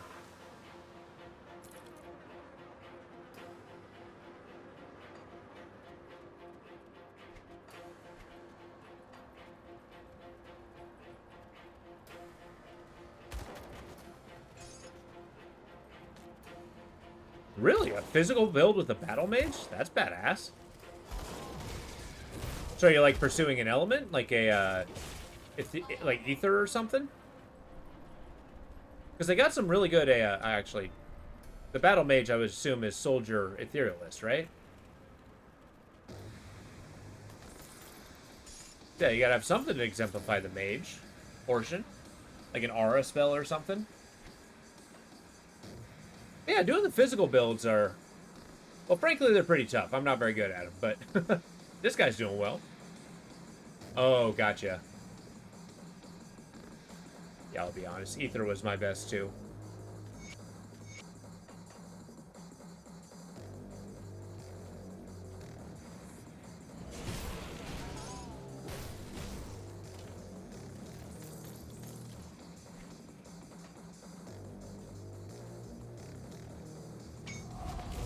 Demons.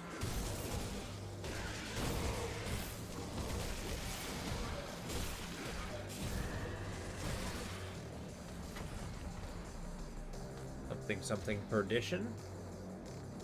Shoulder guards of perdition.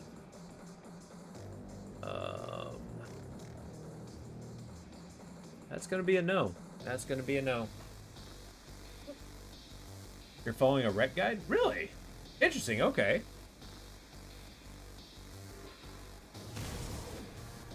You know, I don't normally do that. It's actually follow guides as to the characters I made. Probably why they're so weak, but also comparatively weak.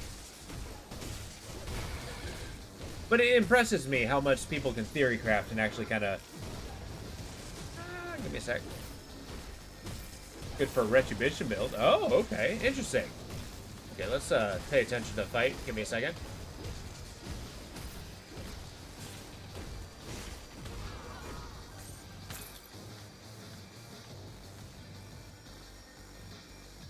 There we go. Now that I don't have threat of death.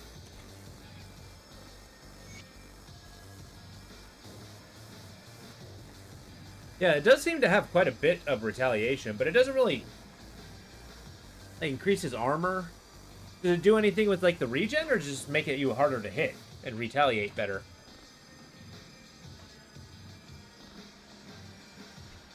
Yeah. And I get that. Sometimes you just want something that's, like, super badass. I don't know. The way I see it is, I like the puzzle aspect of trying to, like, craft somebody that works. And yes, a lot of times I'm winging it, but I have a general idea. But the people who can actually sit there and theory craft and actually make a build that is, like, mathematically phenomenal is very impressive. Yeah? Awesome.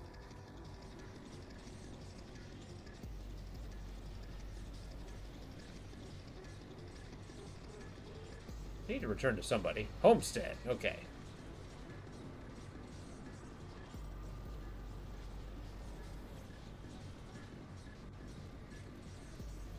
Gotta make sure to, register all my things. There we go.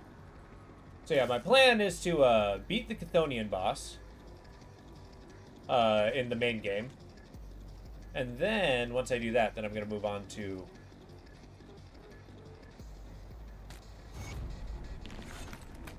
the Old Gods expansion.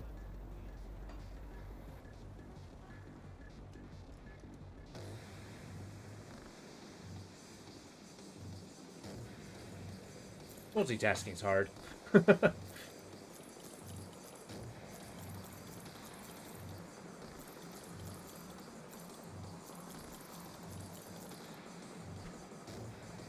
we're gonna get these popped off.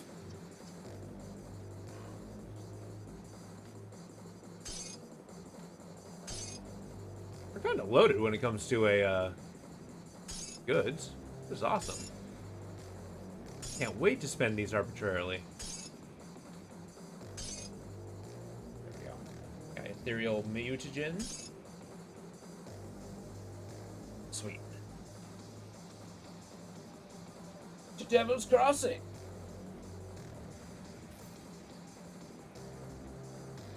So what's your favorite build that you ever made? And, like, crafted yourself? Anything particularly notable? Even though she died in hardcore mode, I was particularly fond of my, standby. Ethereal mage. Basically sitting there shooting frickin', ether rays. That was so powerful. Laser beam. You're druid? Oh, nice! How'd you spec him out?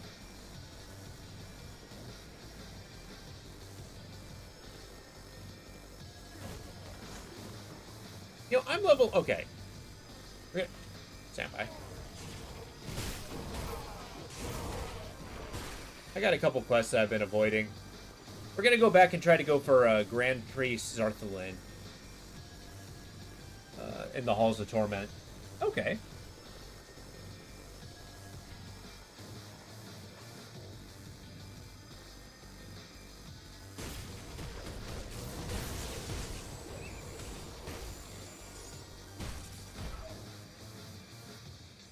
Alright. Give me a sec to take a peek. What are we looking at? Wow, level 100. Got some pretty badass weapons. Oh, single sword and a offhand. Cool. Wow, okay. Skills being the mirror, devastation, storm totem, displacement, wind devil. Okay, so yeah, you focus pretty heavily on like lightning damage, huh? Or just elemental damage, really. Damn, okay. Also, can I get your opinion? Is a nullification just absolutely broken? Or do you think it's a, you know, pretty much to be expected? I mean, I know it does exactly what it says.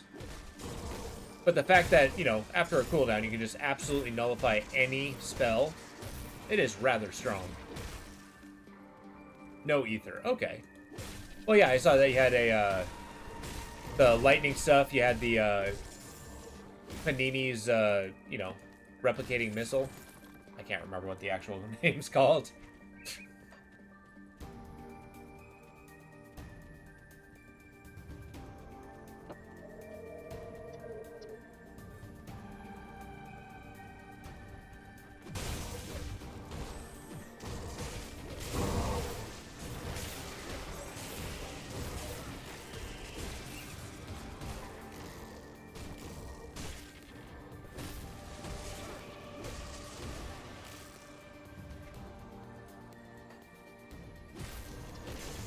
not going to quite dive into it right now, but does Grim Tool show your devotions?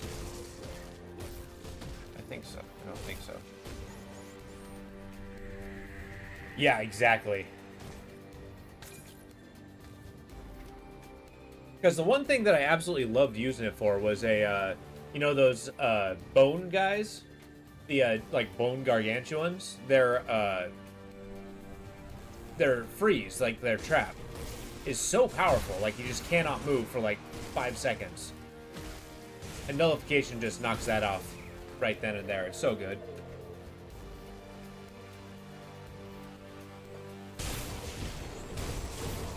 Oh, that's an awful lot of elites. An awful lot of elites that are over my level. What the hell's happening here?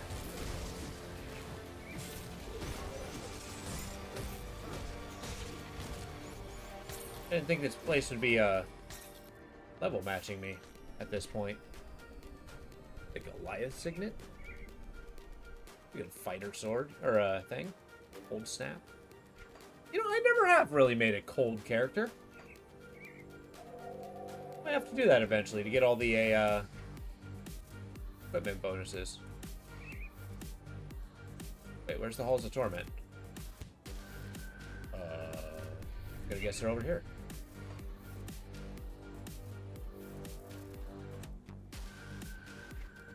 No. Don't get distracted. You do not need to kill every harpy.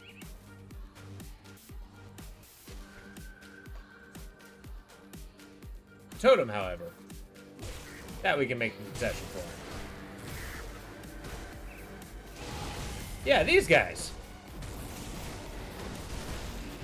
Yep, good. I'm glad.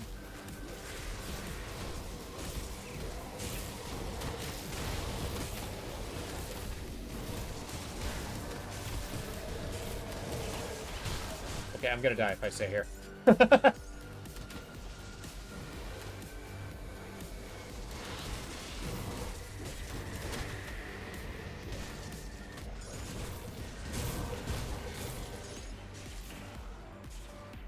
Loot totem. I love those things so much.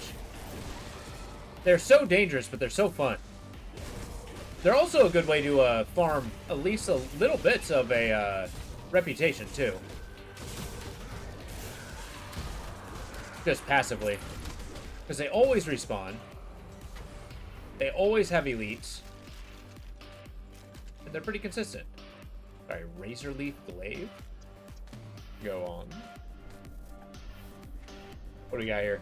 We got the Eldrick's Back Scratcher. I think I used this on one of my characters before.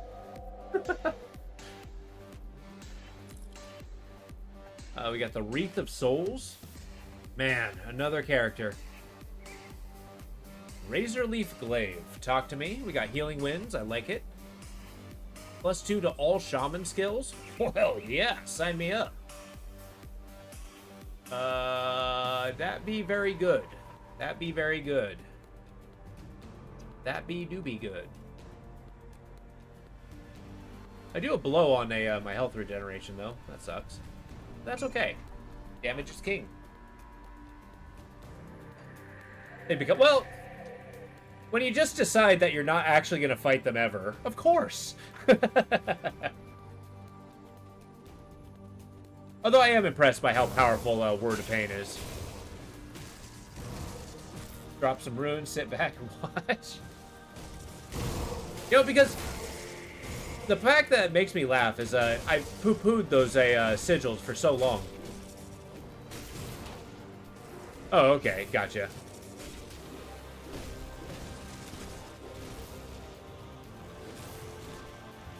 Like, man, you plop something on the ground, you have to lure them in there. There's no way that could be good. And here Mad Hat he has a freaking broken character.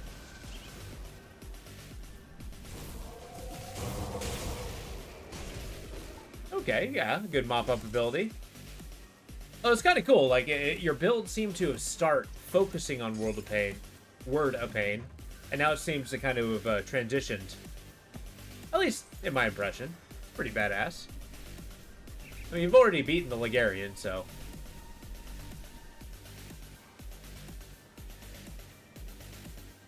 Alright, treacherous domain. We gotta be careful. Mighty careful.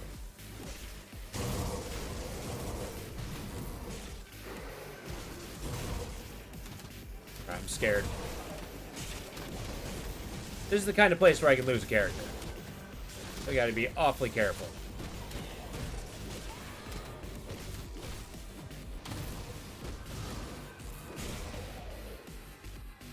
Speaking of which, what armor resists? That's close to max. Close enough, I say.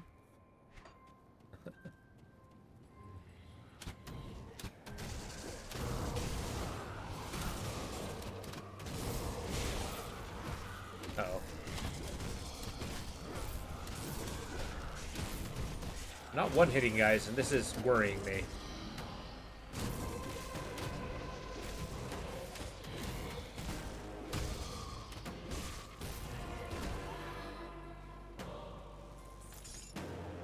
That's gonna be my goal. I'm basically gonna hit that as soon as I, with my B-Balm, because that just increases my health regeneration. The only thing I'm worried about is getting one-tapped. I don't think there's anything that can one-tap me in this place. But the fact that I don't know that for sure is frightening.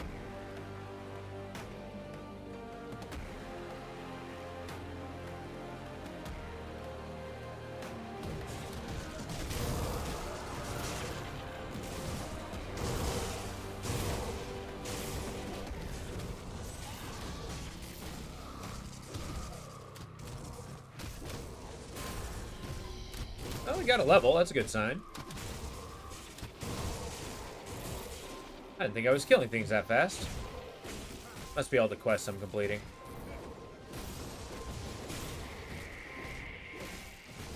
Oh, yes, I will take the Skeleton Knight, thank you.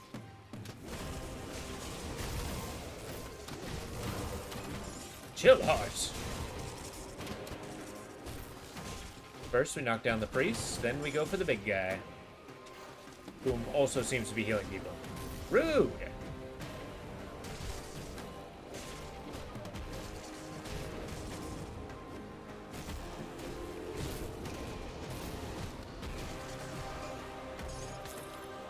Alright. It's kind of nice that I'm actually finding a empowered stuff. It'd be nice if I found an empowered, you know, something of my class, but, you know, whatever. Ether Lord Signet, nice. Seek health is king. Cool, more powerful attack.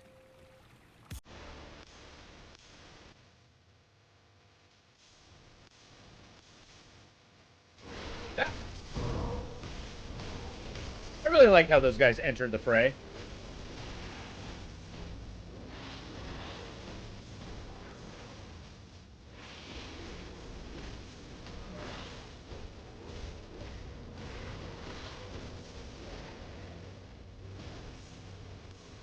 Yeah, Perturbator is really good. Let me double check that. No, this is actually Carpenter Brute. And we have escaped the soundtrack, so we're going to have to change that. Can't do this song as I do know it's been copyrighted. So item assistant is a must. I get you. I don't know. There's something about the random drop stuff. It kind of makes the gamble a lot more worth it. At least in my opinion.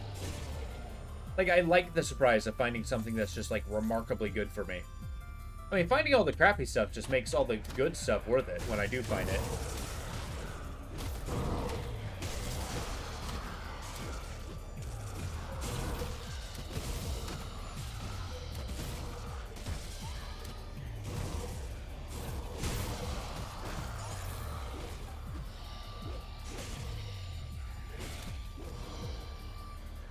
Impressed I have not finished this cup of water yet.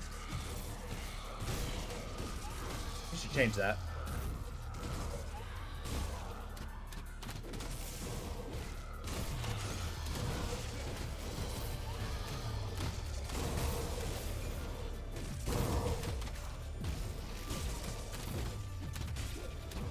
Oh, we're not doing so bad damage-wise.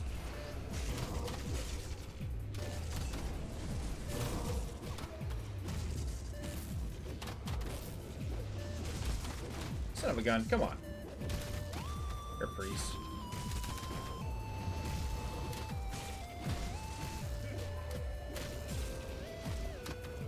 Also, I dare say...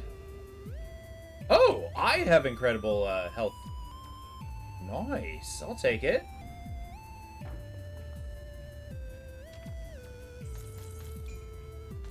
This is currently the Axiom Verge soundtrack, which... I don't know how you guys feel about 8-bit kind of music, but this soundtrack is pretty good. Green good, red bad. Nailed it.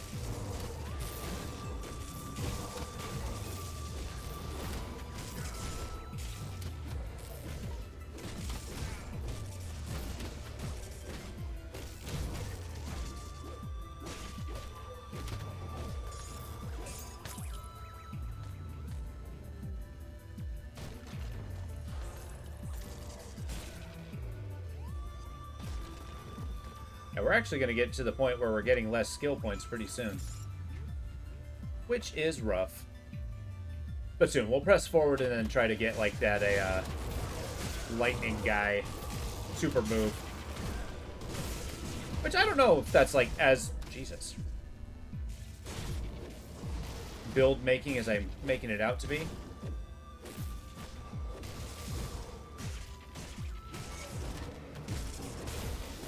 Hey, priest, you... Don't. Just don't.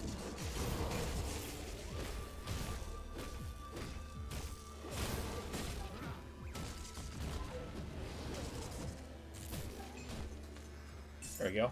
It's no fun when you have 5 reds and 1 green. Yeah, that's true.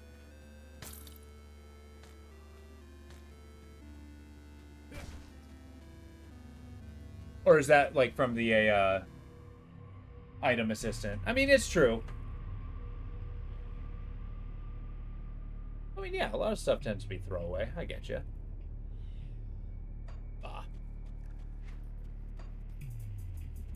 And also, I've been... Oh, hey, there's another boss guy over there. Usually when it comes to, like, the number breakdown, it's impressive because sometimes, like, I feel like the game doesn't even know what's better. Because, like, you know, it's plus a certain number, but on what... level, and you can wreck your build. Oh, I get you.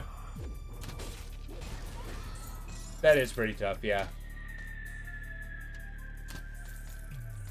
Yeah, getting up to a elites, but I mean that's part of the thrill. That's part of the challenge. It'll feel great if I succeed. Won't feel great if I don't.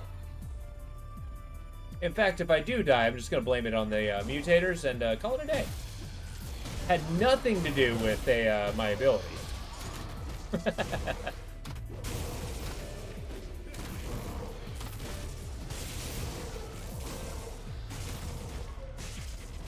Now, we're not going into the Halls of Torment. I hope you all know. I just want to beat the boss in front of it. We're saving the Hall of Torment until, or those different halls until Ultimate Mode. And then once we actually get to Ultimate Mode, that's when we have to beat all the difficult challenges. As per the criteria of my challenge that I'm doing. Basically, the end goal in Ultimate is completing everything. Everything else getting to Ultimate, not necessary.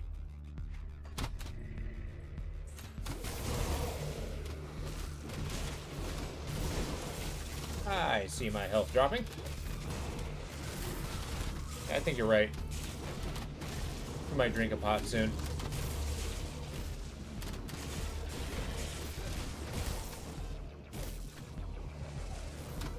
Oh snap, I killed all the skeleton knights. It's RNG, you have some builds that can do it. R36.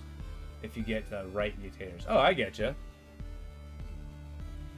Is that SR? Is that the Soul Realm from the Old Gods thing?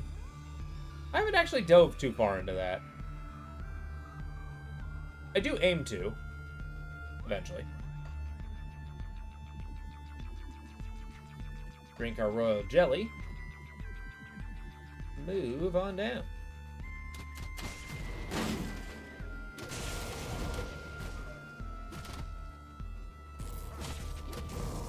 Or the Shattered Realm, that's what I mean. Sorry, it took me a second to remember the name.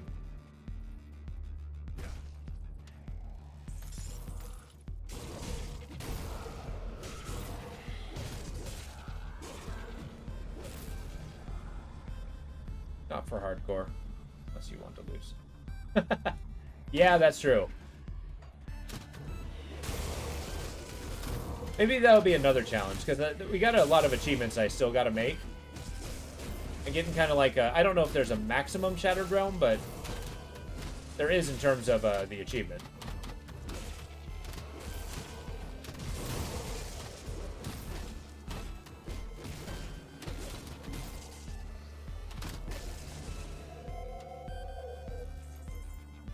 Maybe this game does deserve the Path of Mastery, which I generally call any game that I attempt 100% eventually goes into that category.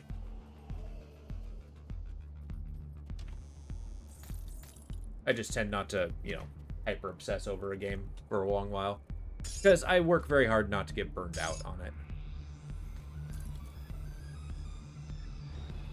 Like, it's like my worst nightmare if I ever get to a point where I am just kind of forcing myself to play a game. I don't want this to feel like work.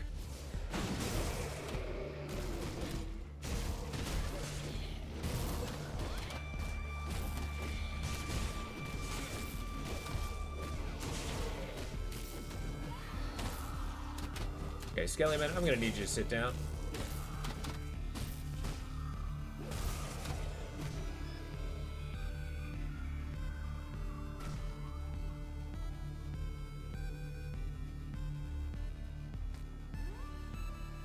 Oh, I've already restored it. Delightful. Let me get a sip of water.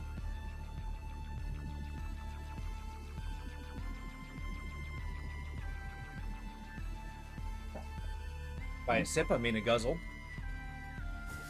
Ah! I wonder how long those guys are sitting there, just waiting for me to take my hand off the keyboard.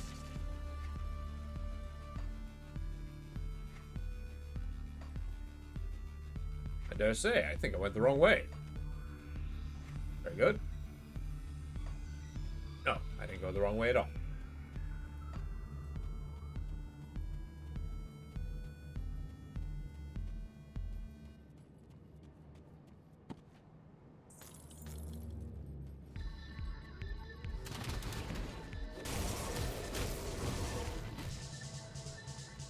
Speed farming, SR28 can make you rich. Oh, that's cool. Does the does the loot scale with a mind you, I haven't done a lot of Shadow Realms at all. Does the loot scale with what? What now? Words coming out of my mouth. With how high level Shadow Realm you are.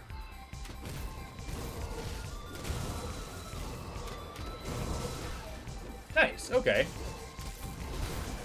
So you can get all the best stuff really quick.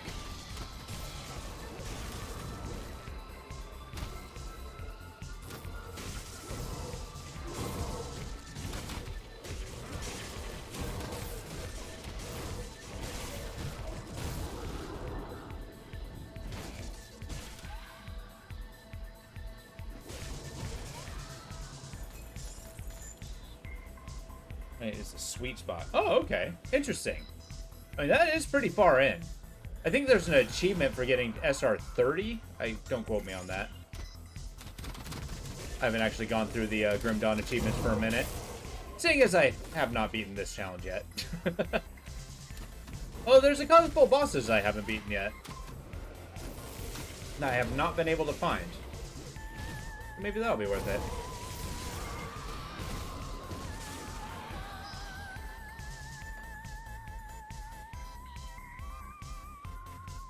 It is time.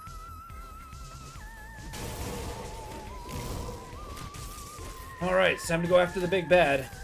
Wish me luck.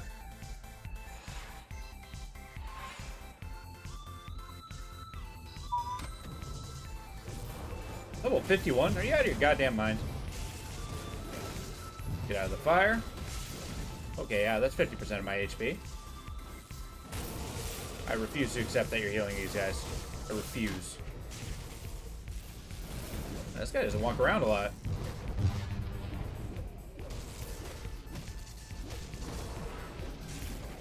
Hey, sit down, guy. Come on. doing okay damage. My hit points.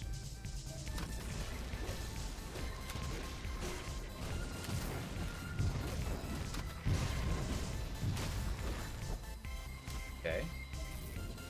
Have a chance to put his stuff onto cooldowns. Give my cooldowns a chance to perk up.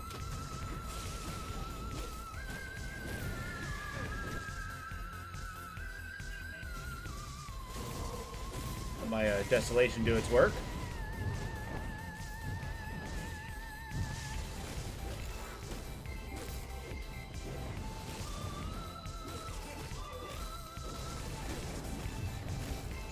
Alright, like clockwork. Like clockwork.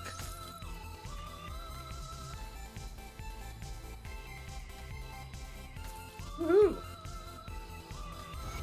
Ancient Places, Lord Executioner, good to know. And we got key for the, well, key. Nice. Nice. I was really worried about that guy. I've had a couple characters get wiped from him just because I didn't have nearly enough fire resistance. And that guy does a ton of damage. I mean, you might have noticed my hit points went like halfway a couple times there. And I've been specking almost entirely on health regeneration. Which has actually taken me pretty far, I'll be perfectly honest. I'd probably go so far as to say it's the thing that's been carrying this run. I see. Well, that's a lot of dudes.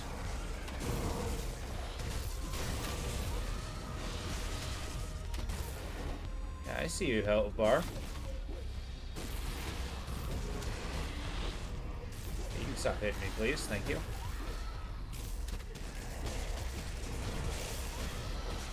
Like, do you have to hit me so hard?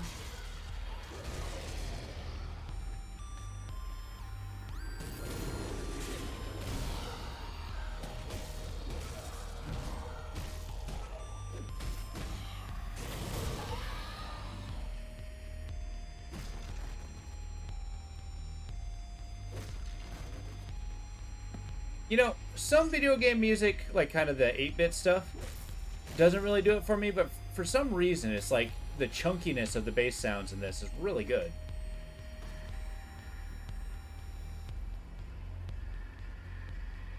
Well, the bassy sounds. I guess it's not bass, but you know what I mean.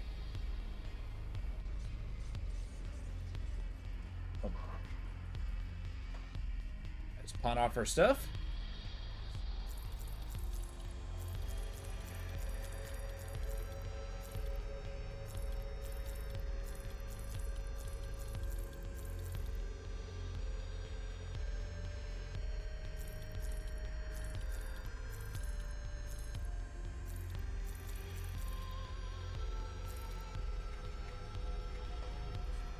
Well, I got 2 level 50 items to aspire towards. That feels good.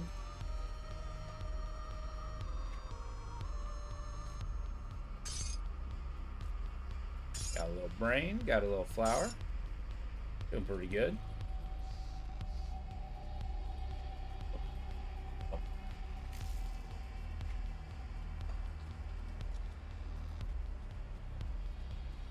Alright, here we go. Party of the Ashes. Tyrant's Hold. Alright. Now we press on. We had a good skeleton sojourn. Now we're fighting demons again. We're gonna call that a Halls of Torment a vacay.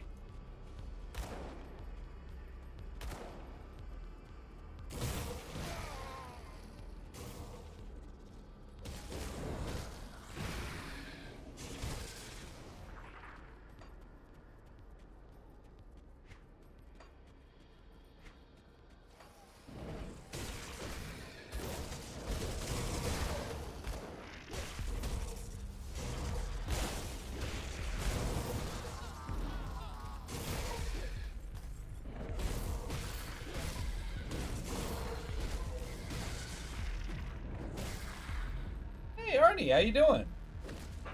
How's the day treating you? Hopefully going well. You know, I'm doing okay. A little weary. It's work week has been brutal.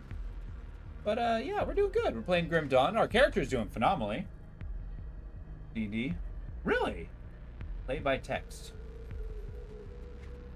Wait, fill me in. What's play by text? That's interesting. Like, you guys text what you're doing? That's cool. Oh, interesting. Okay. I never thought to do that. Huh.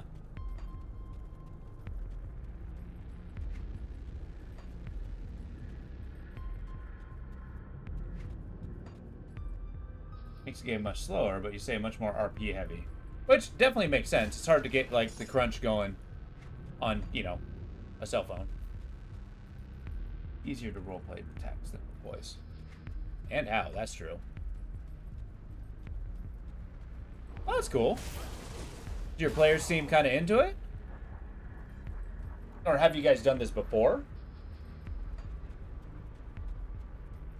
That's pretty cool.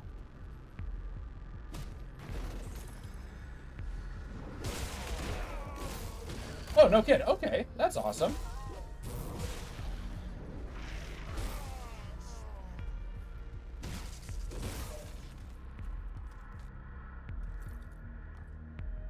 I'm sorry, an ooze-infested pyramid? Go on.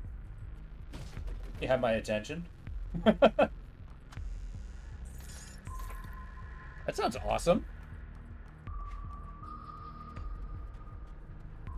Like, my head goes in so many different places with that.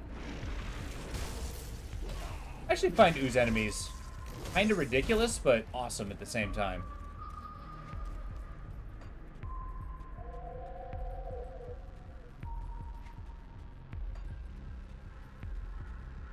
Your magician just did her first ever melee spell.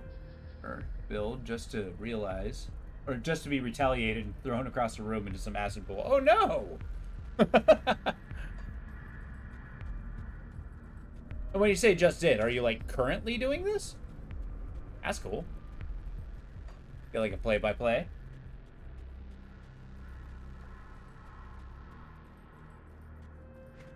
Also, I gotta say, those melee spells are kind of a joke. We, for this generation, role-playing games should be played face-to-face. No, I totally agree, but I am also, because, like, that's the biggest challenge, is getting people together to do the same thing. Anything to make, like, a game happen's awesome. I kind of like the innovation of it. A moment ago, we moved away since... I getcha. Yeah, it's a good way to kind of keep games together. Yeah, a while ago, before I took the supervisor position, I had a face-to-face game. That was great. Then somebody else got a job. It wasn't just me. It was somebody else also did it and couldn't make the time. Made me real sad, but I'm hoping if in the future I can build more time, I'd be able to do that again. That'd be nice. I was actually rather proud of my story that I was making.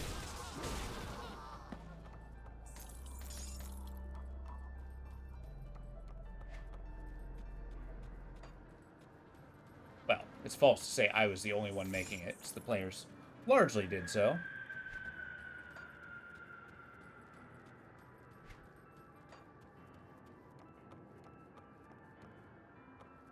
That's cool. Are you folks playing like D&D like straight, or are you playing some of the maybe a different tabletop game?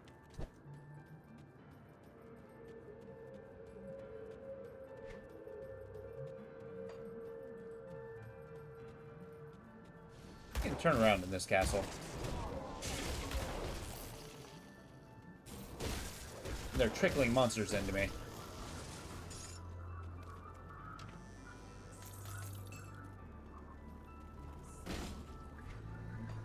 Grant me a door. Thank you.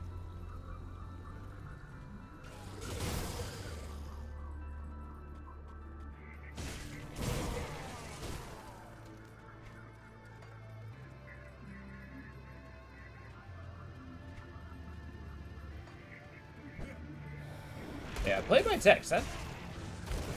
That's an interesting idea. I think it would probably take a lot of getting used to. But still, really cool.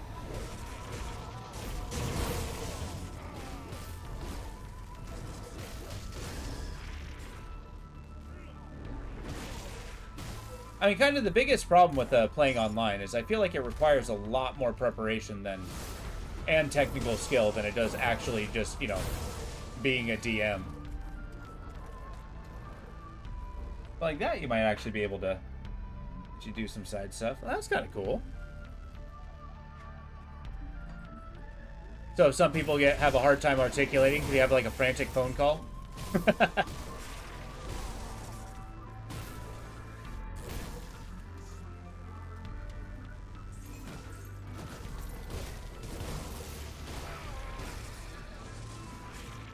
Hey, there you go. So you don't have to have the group staring on you. Arnie, it's your turn.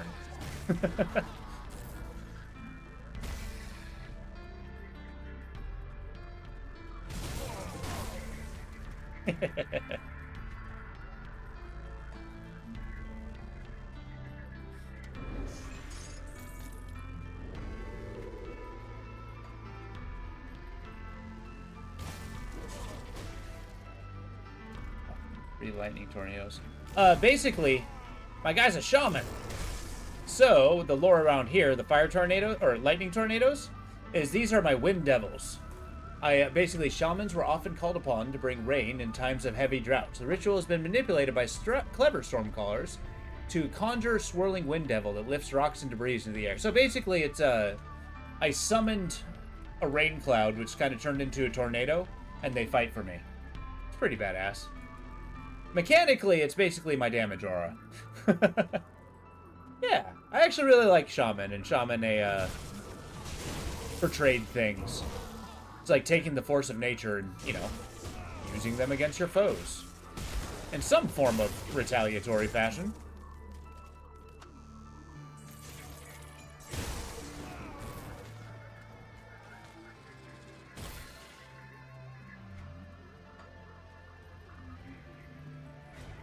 But yeah, my Shaman's basically the knight of the big stick.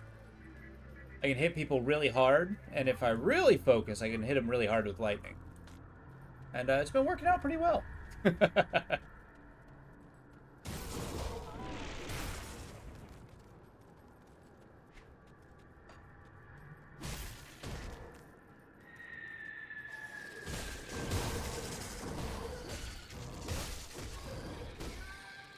Yeah, so on Saturdays we've been playing a little BG3. And it was bonkers how fun that was. I'm actually legitimately excited for this upcoming weekend.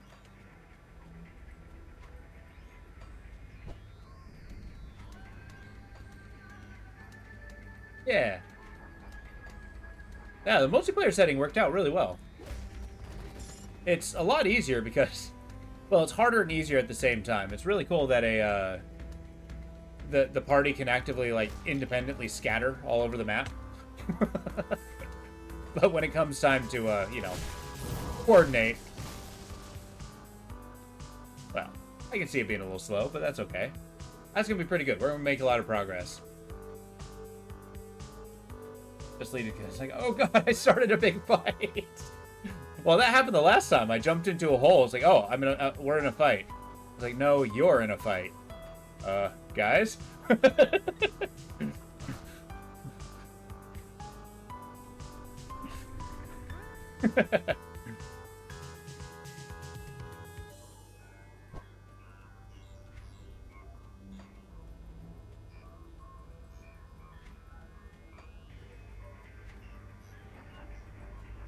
Damn it, this map is insane.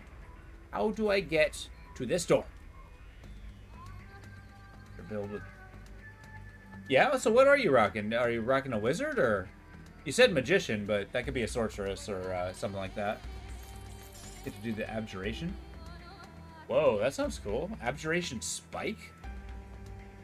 Yeah, fill me in. What is that?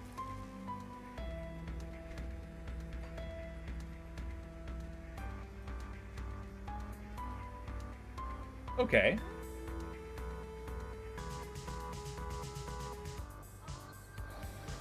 Armor of Agathis is quite strong.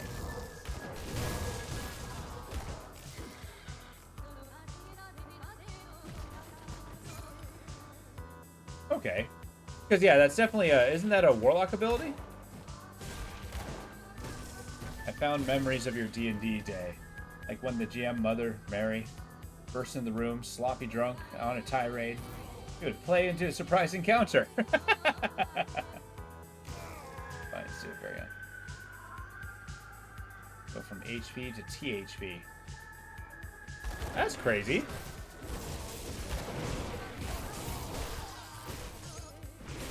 THP being temporary HP, right?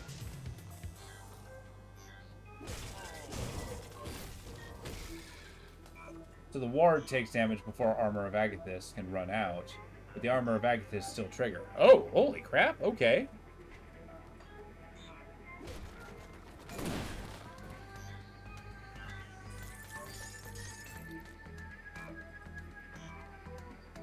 That's cool. And the build kind of focuses on the, almost entirely on the armor.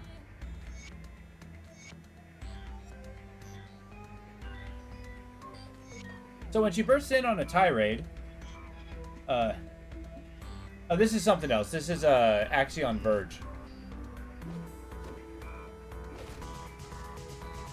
Now, as much as I love this game, it does not have nearly as cool a soundtrack. We did the Fury soundtrack earlier.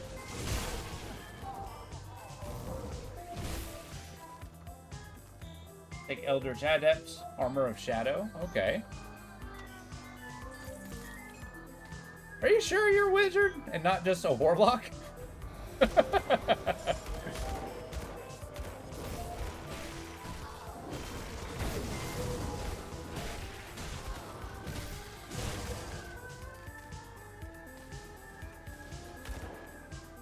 Oh, okay. Jesus. That's insane. Patience warlock. That's nuts.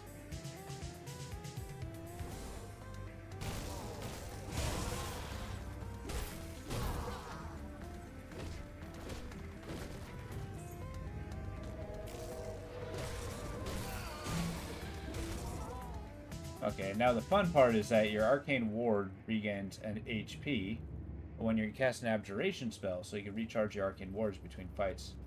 Oh, that's crazy. So like a short rest? Or is it just a small time cooldown?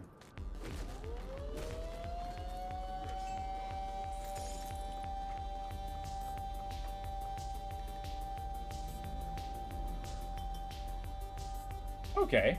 Damn. You can see that being incredibly strong.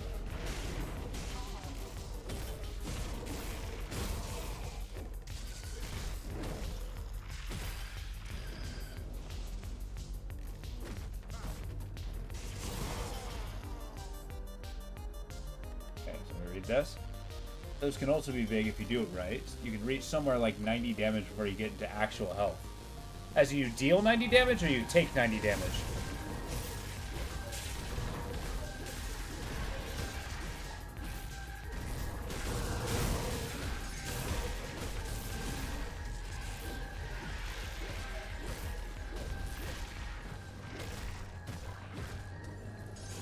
Oh, we're tearing this place up.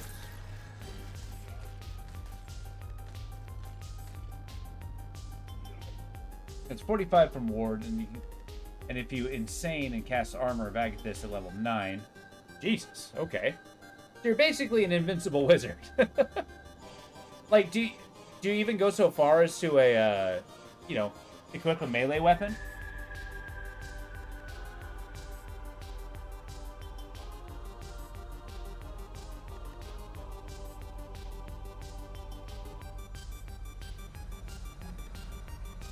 Apothecary gloves are strong.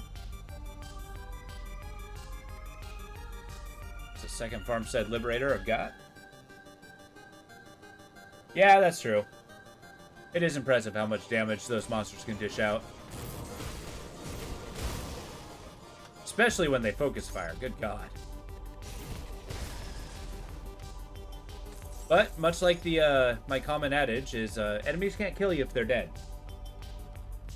Kind of like a porcupine. You're not aiming to kill them, just hurt them enough that they go away. Yes. Yes, it does. It's actually mostly what I use it for, not necessarily a as a defensive measure, but kind of a you know, basically a counter spell.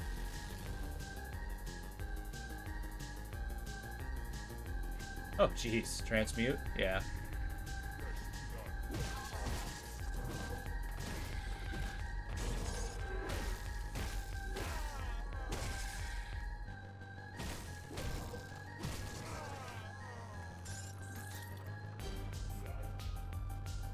Oh, here we go. Secrets!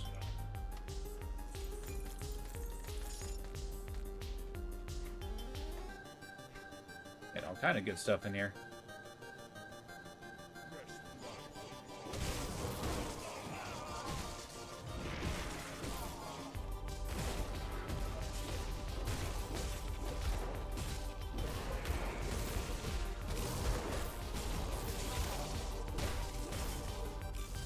There we go.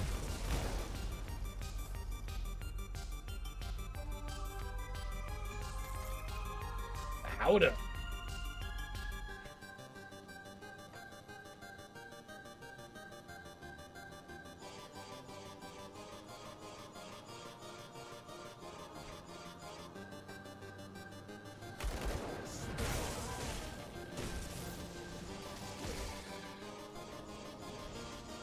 Fire shield, extra 2d8. Okay. I mean, there's something to be said about doing both cold and fire damage, because, I mean, you know, if they're immune to one, they're definitely not resistant to the other. Normally. Although I kind of feel that, like, there's a lot of enemies somewhat resistant to fire. Well, I guess there's just as many who's weak against it. Yeah, exactly.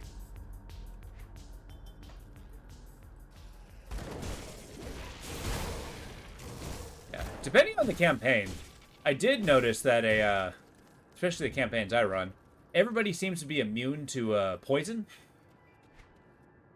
And it kind of sucks when your characters, you know, go with poison spray as their cantrip.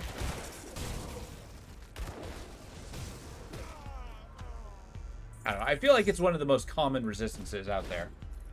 An insane amount of enemies are immune to poison. Well, I mean, think about it. Half the enemies are basically just like undead construct ooze. Like they don't have an anatomy. Yeah, that's true. Yeah, it's like when it works, it really works.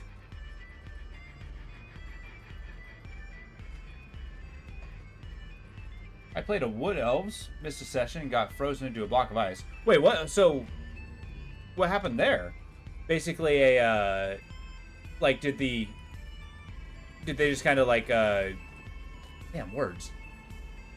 Did they retcon you into the block of ice just to kind of justify why you weren't there, or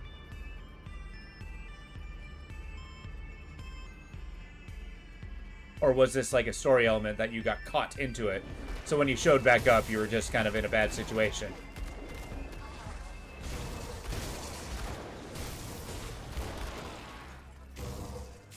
Okay.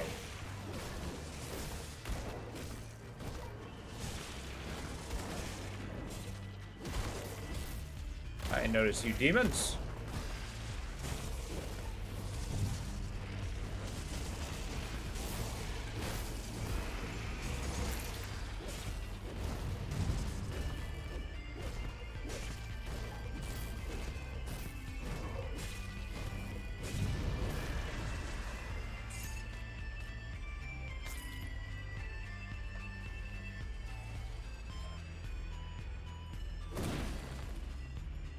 I remember this one game we were playing. It was the monster campaign. I had to work nights, right? So I was kind of like tentatively in the game. But I kind of gave the DM leave to do whatever with my character, you know, and I just like go in and play when I can. But the difference is my playstyle and the DM's playstyle are very different. They were hardcore, missed a session, and most likely got you killed. Oh, I got you. You're the one who always tested for traps, right? The DM. Well, yes, I know. Not everybody knows it was you.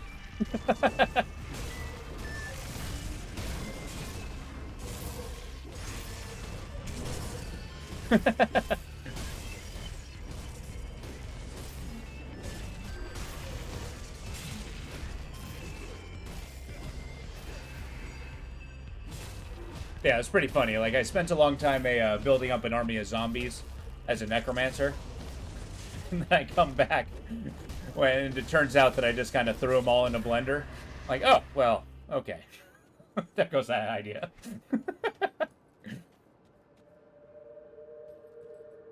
And I don't mean that hyperbolically. I mean, we had a wind elemental in our party.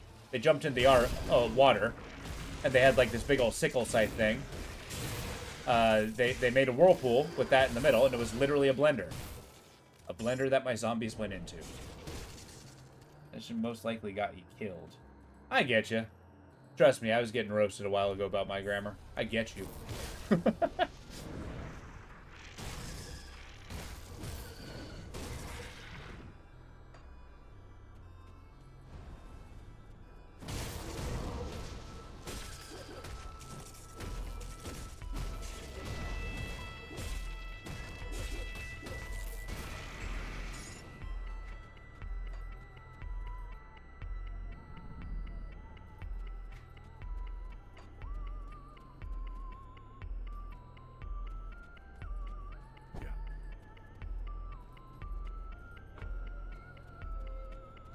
Alright. Oh, wait. We should level up first. I do declare. Okay, next level, we're going to pump up into trying to get this one, the Storm Surge. That one should be good. Yeah. You want to say there was something about grabbing the book at the bottom of the part of the ocean and hope that one of them will be able to grab it. Yeah, that's true. The rolls seem pretty bad.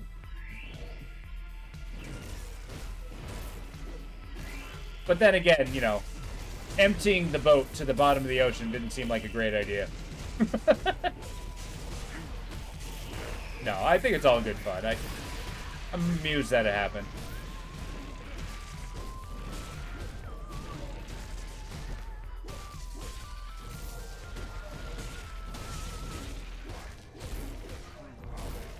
There we go.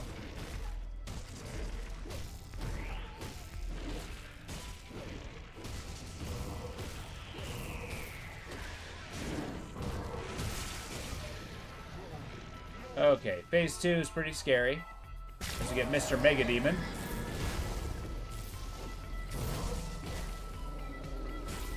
The Unraveler! I do like the Chthonian character models, especially like the crazy demon ones. Uh-huh. Give me a second, I'll look at chat in a sec.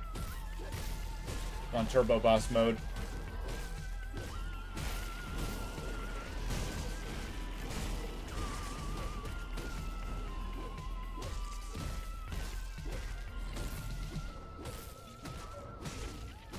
Almost forgot to drink a healing potion. Or B-Balm. Whoa, whoa, hit points. Come on now.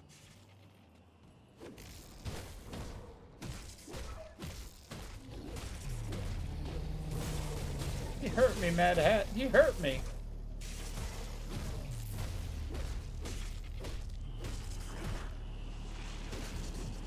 Yeah, I noticed your puddles aren't going away. Yeah! Boss down. We're feeling good.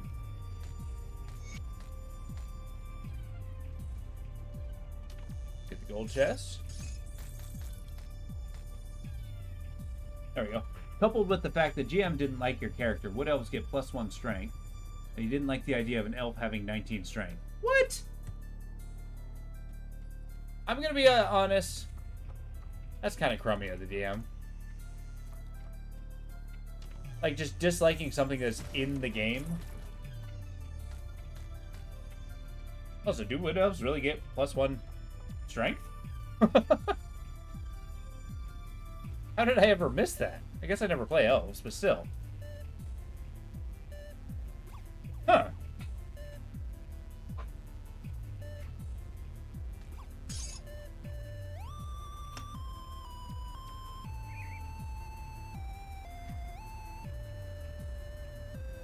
Oz's Tome. Got Power Pants. Yeah, I'll look through stuff. As we go, we're getting in the Frosty area, which, if we look, the hidden path said it's going to be in the Frosty area for sure. Oh, okay. Was this 3.5? Like, what generation of D&D was this? Wood Elf Compendium. That sounds cool. Like, they had an entire book dedicated to Wood Elves? Ooh, that sounds really cool. Oh, really? Okay. Alright, maybe you have a different perspective than I do. I've always been under the impression that my favorite genre, and the best one, has always been 3.5, simply because the books themselves are incredibly well written. However, I do think that 2nd edition does have the best modules. I get you. As I mentioned, I've got a fascination with the history of D&D. I like the pluses, I like the minuses. Unless it's 4th edition. But we're not talking about that. Although, Arnie, didn't you say you used to play 4th edition?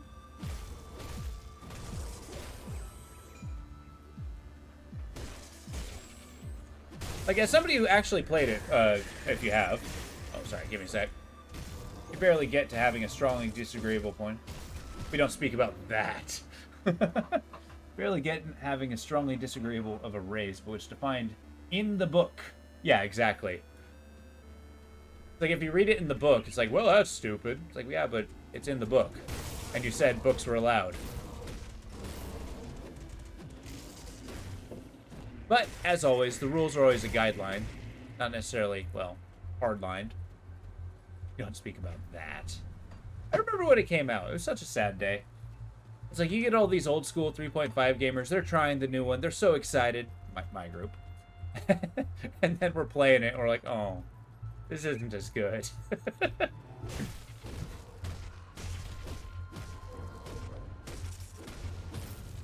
And don't get me wrong, I was kind of getting into Warhammer a little bit, so I was all about miniature games. But I didn't want to play D&D as a miniature game.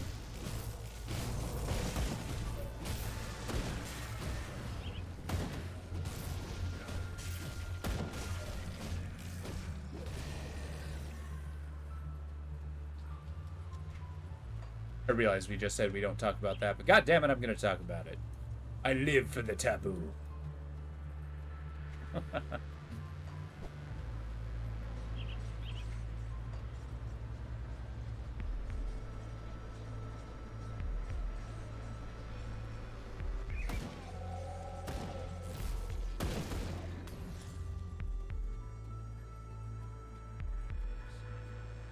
We had a human paladin in the party that rolled a frickin' 18.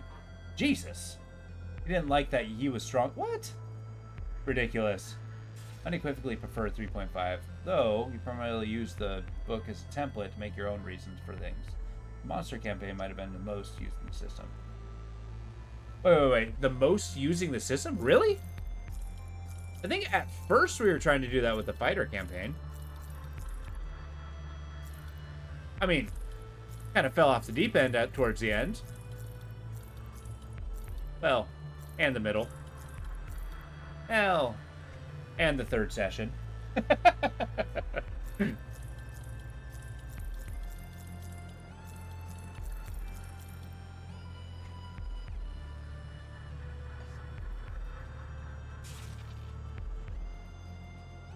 Tyrant's Hold. Oh, I never did Tyrant's Hold. Holy crap. Gotta remedy that. Kill Surge, huh? Golly gee.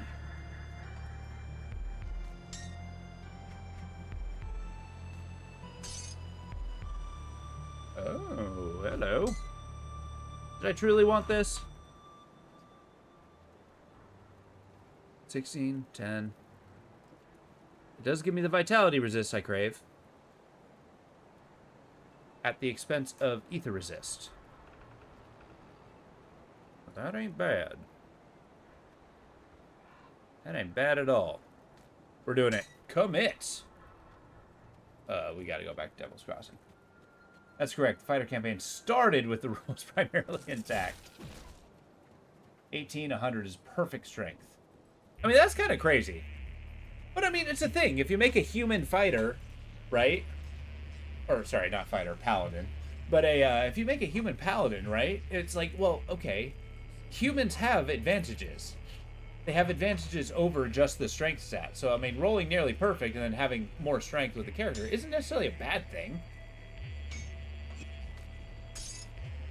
I don't know. I still guffaw against that.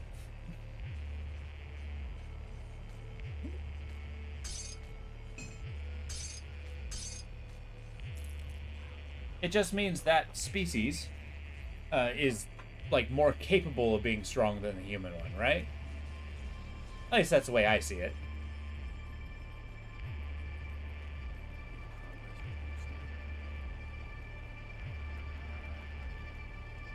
Oh, did I never do that?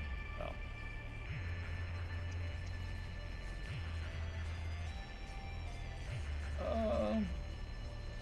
It's like being mad that a troll has higher strength than a human, right? Pine Barrens, here we go. Of course, they notably stronger if they're jumping around in trees. Exactly. I mean, it makes sense. I mean, they're basically monkey elves. I guess so. I could see him, like, you know, standing outside the village. Santa wants his helpers back!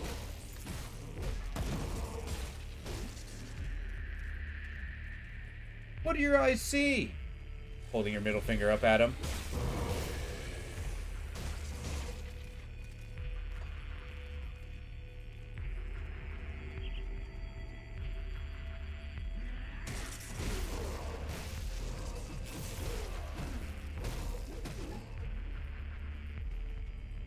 Yeah, I didn't actually know 2nd edition made specific books towards the other races. That's kind of cool. I gotta dig that up.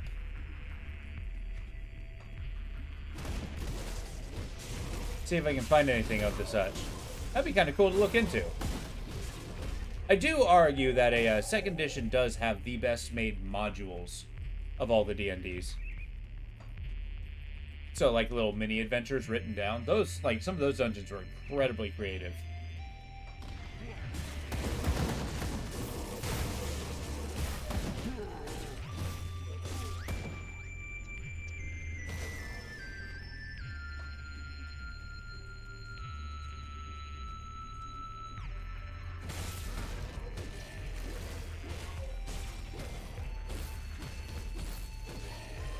The soundtrack's actually grating on my ears. I like it, but it's very high pitch. Let's do bullets BPM. Yeah. Soundtrack to this game's pretty good.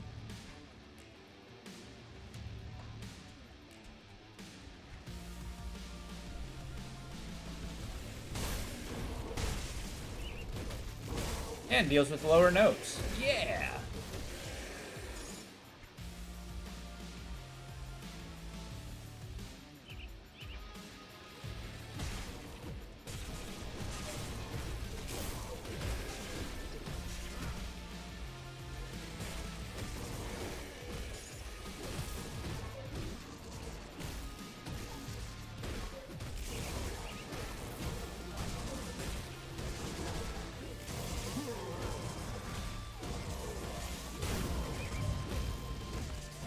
Mr. Houndmaster here. A little frightening. Okay, we're doing okay. We're way over level of this place. No, we're not. Holy crap.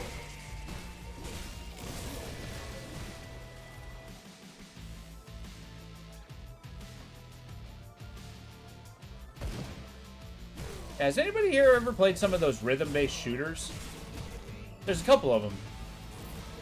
And they are surprisingly amusing.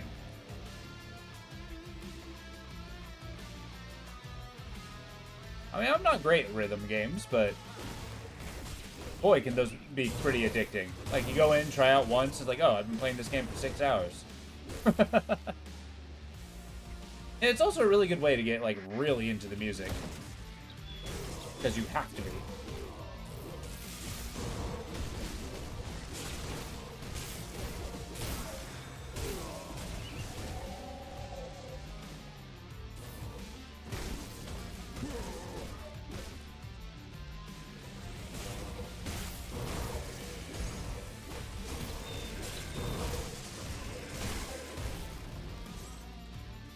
The fact the enemies are level 50 is a little frightening.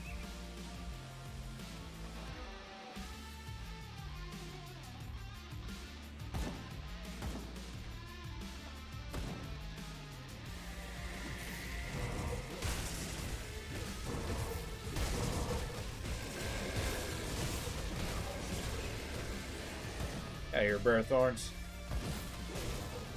Your tanky ways must fall.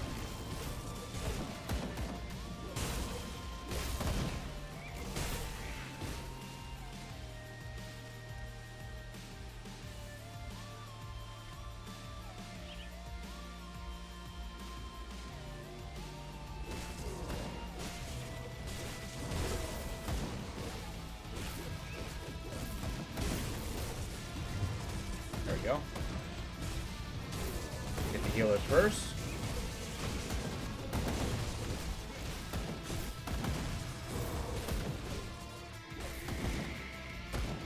Get out of here. There we go.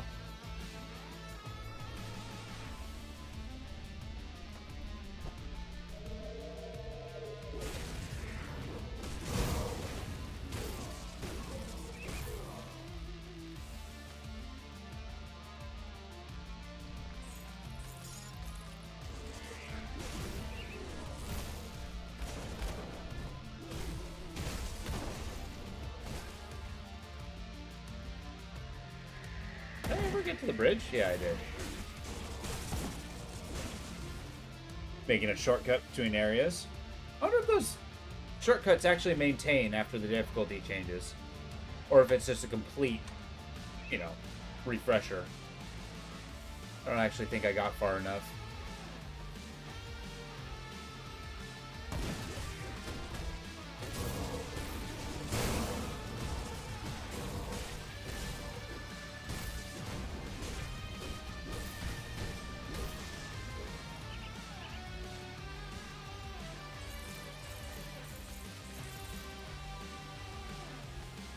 Face guard of squalls.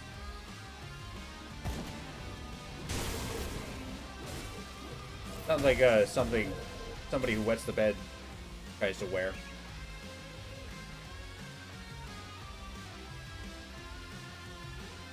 There we go.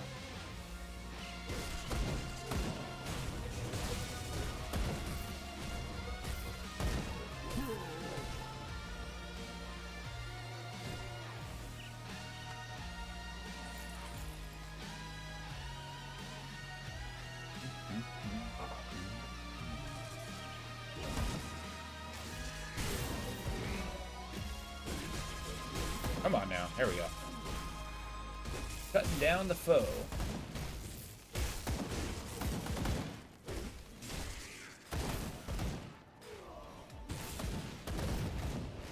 I need to get out of the spikes. This place is wretched with traps.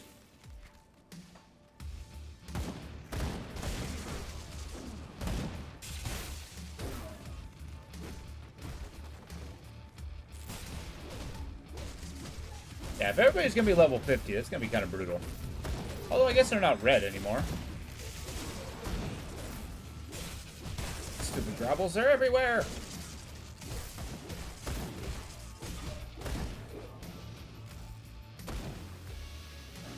There we go.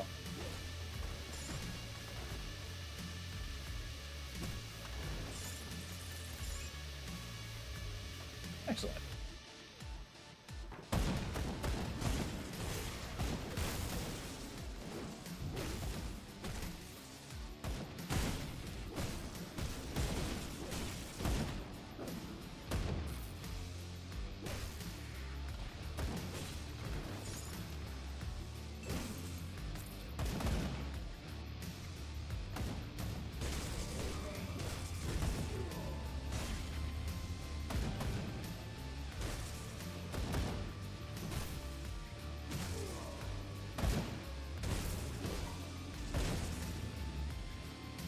Okay, so I don't quite... I think the big boss here does bleed damage.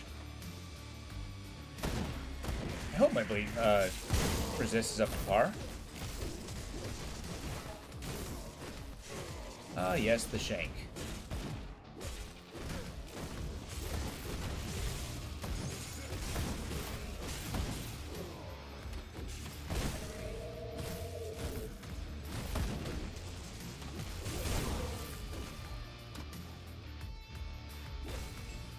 Oh.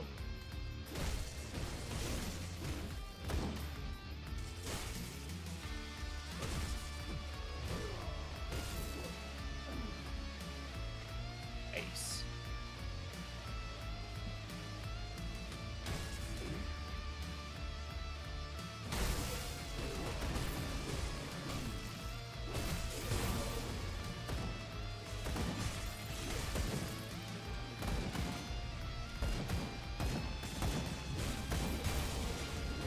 You know, it's impressive seeing a crossbow called a scorpion. Might have to look into that a little bit, because there was a siege weapon called a scorpion. It's basically a ballista. But just mandating that something somebody carries around is kind of insane.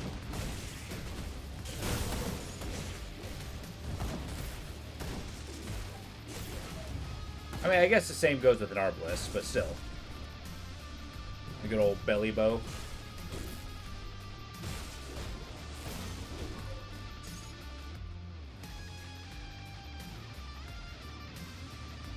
Yeah, it is a scorpion. Huh.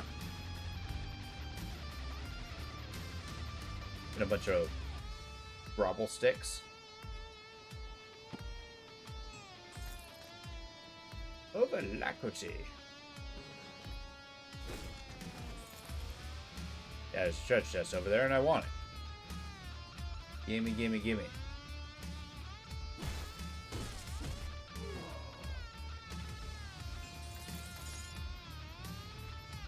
Alright, underwhelming loot.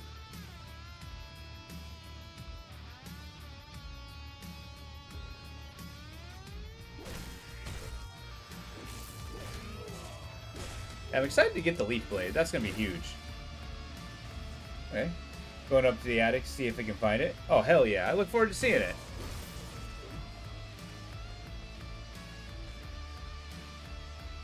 And an attic adventure sounds fun. I don't know about you guys, but my attic is the kind of place that has, like, you know, a furnace, and that's about it. Not really the most accessible place ever. But I've always loved the idea of, like, getting a house that's, like, furnished. You kind of go in there and you actually get the, you know, break open the attic, see, like, the history of the people who lived there in the past. So cool.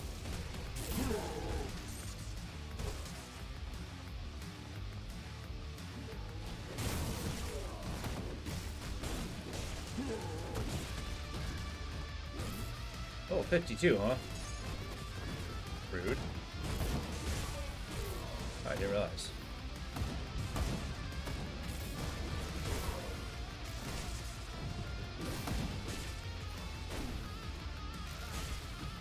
Chill, Bane. You're going down, homie.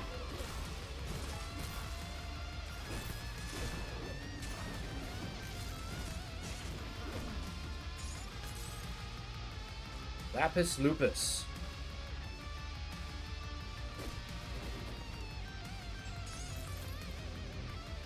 Lapis Lopus. Physical damage, cunning, fighting form, the anatomy of murder, the might of the dire world. Well, that sounds mighty good. Basically turn into a wolf. Huh. Cool. Still, I feel like it doesn't really beat Maven's Lens. That shield is legit. Actually, I might relook at that. I mean, I do use it. I love the regen and the resistances, but is it really holding up? Or am I holding myself back by not getting a better necklace? These are the questions we have to ask ourselves.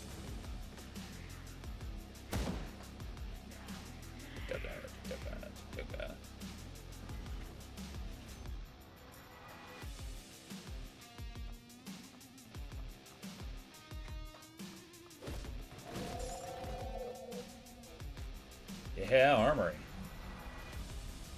But how do I get over there?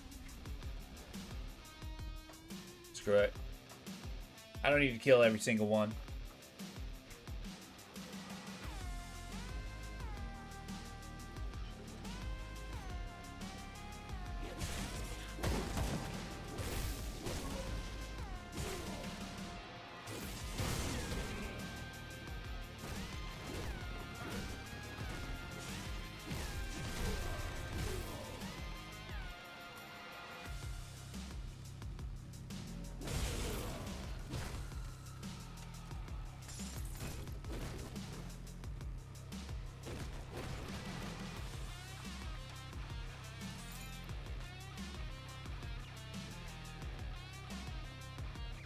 Alright, here we go.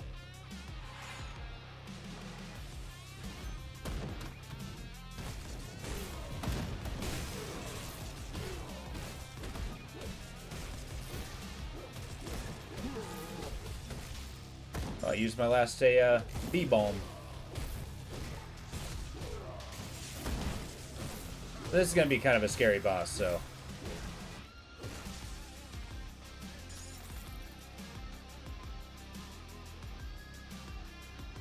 Yeah, Blood Feast the Ruthless. Sign me up.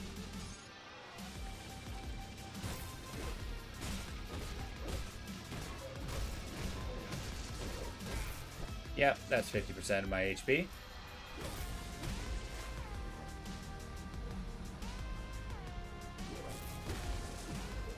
He's got that hauler move, which I'm not sure if weakens or just kills me.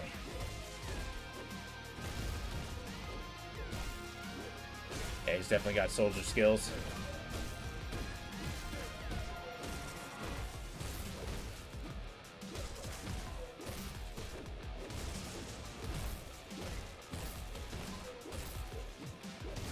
He's got so much HP. I guess his defense isn't anything to sneeze at either.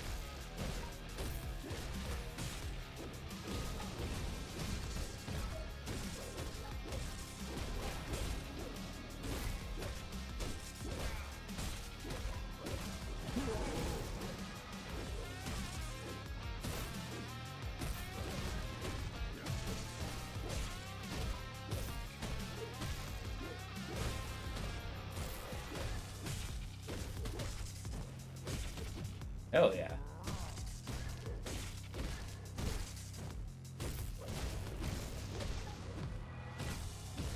Yeah, I don't think I've made a mistake going for savagery. I think just attaching to my basic attacks, it's really strong. And it's better than cadence too, because it levels with my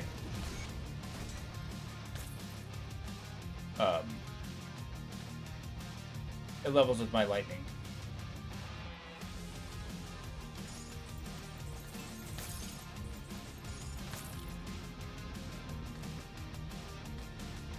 The something Amalgam.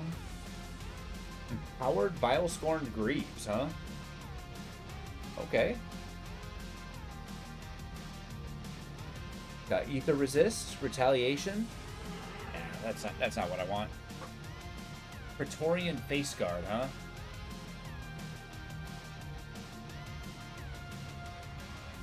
Yeah, I don't think I'm gonna need a Poison Resist for a long time.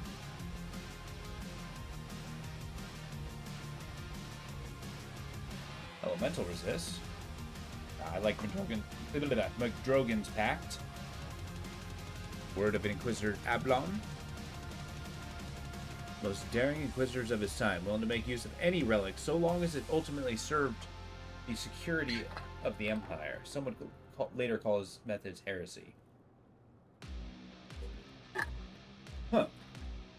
I like that. Kind of like a Necromancer Inquisitor. Mark of Butchery. I'll put some thought into this. I mean, the Bleed Resist. Chaos Resist, fine. But I mean, really. What's Fighting Form? Is that this?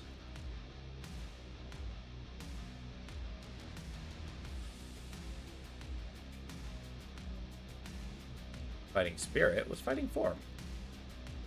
Oh, it's just cadence. Nope, you don't have the complete handbook of elves anymore, but you found something even better.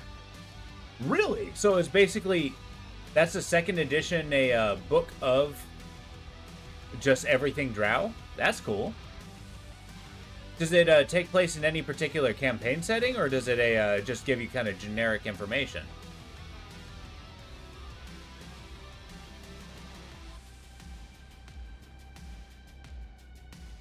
I mean, that's pretty sick.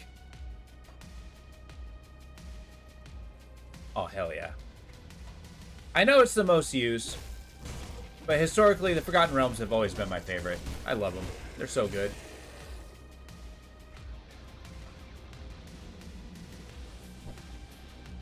So yeah, you basically get the drows of Mesobaranzan, or whatever their city's called.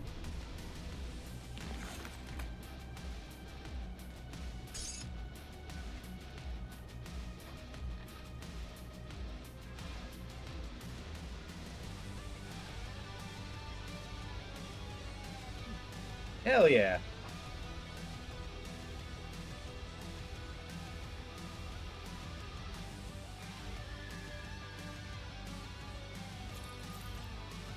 I've read several novels that took place in that series. I like how creative they can be. Have you read many of the Forgotten Realms books?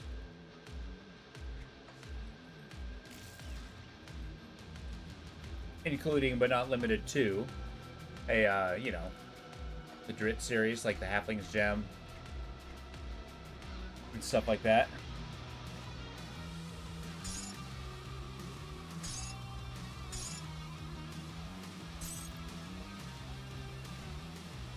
Oh, I never turned in a quest to these guys. Hi.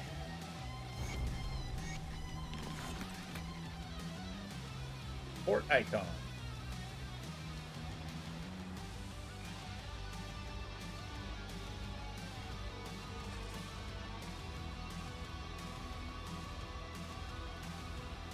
There's a 3.5 campaign setting that I read that was pretty cool. It took place in the Drow City Underground, Menzabrand's, but it was kind of like it was like a theological war against the Drow. So basically, the spider goddess, like the Drow ones, got overthrown by like the god of the revenants and stuff like that, and had an entire campaign setting for like that. It was really cool, or not campaign setting, but module. Ice Cube narrated one of... Wait, what? Ice Cube? Did he do a good job? That sounds awesome. R.A. Salvatore was such a good author.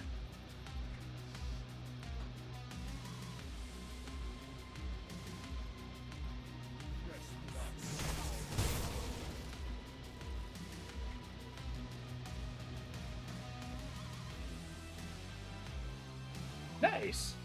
That I did not imagine.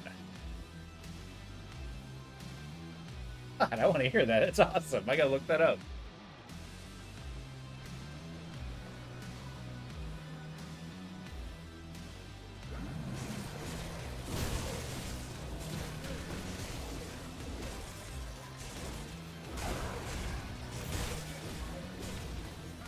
Oh, okay. Nice. Yeah, over the years, I mean, they've been pretty good. I know there's rumors they're going to be I don't know. I mean, I don't know if it's going to be R.A. Salvatore. I'm pretty sure he's passed away. But there's rumors that they're going to be continuing Dritz's story from the perspective of Dritz's daughter. Which that would be pretty cool if that was the case.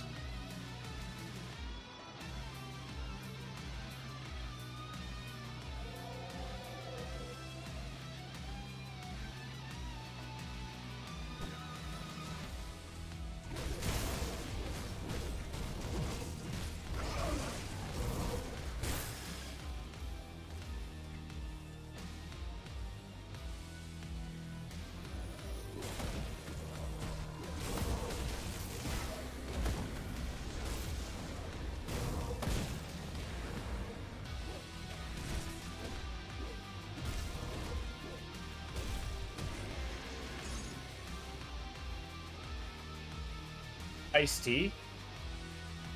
Amazing. Okay. I mean, still, that... I think it kind of, like, helps show in that new light. I don't know why, but there's something very cathartic about, like, you know, knowing these incredibly famous people are kind of into nerddom.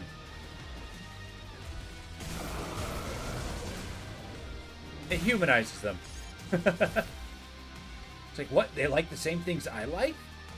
Tell me more.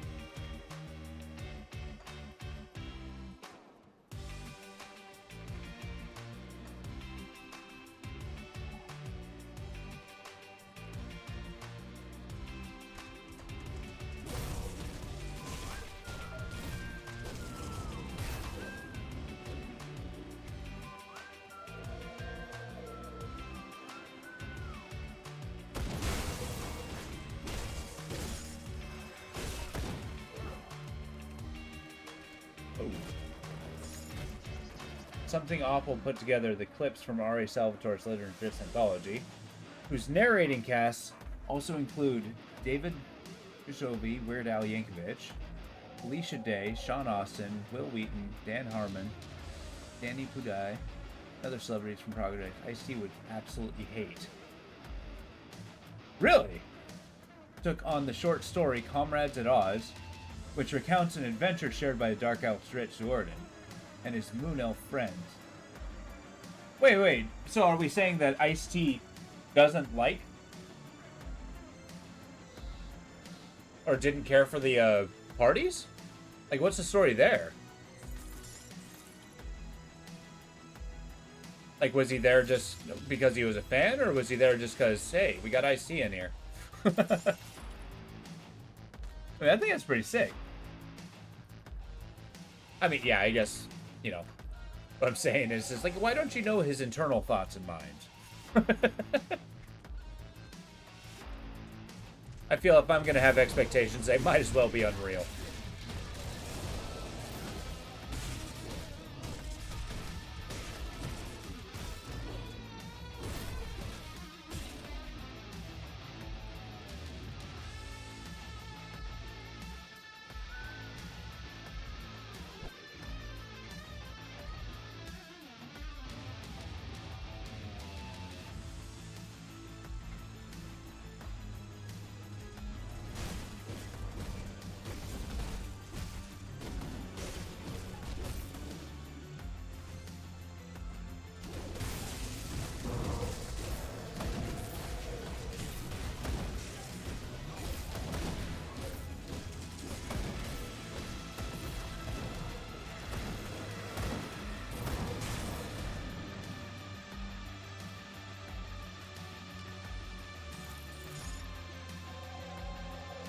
There we go.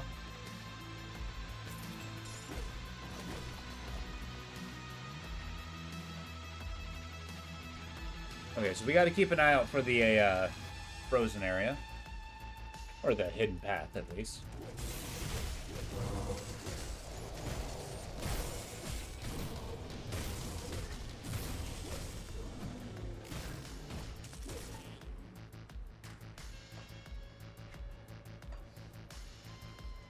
Find the Chaos Goddess Bismal.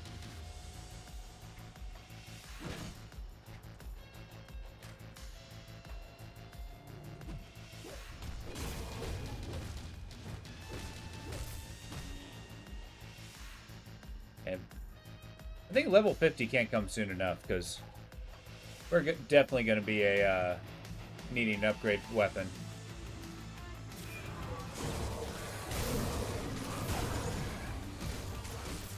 Chill read. Or chill dread. I don't know how to read.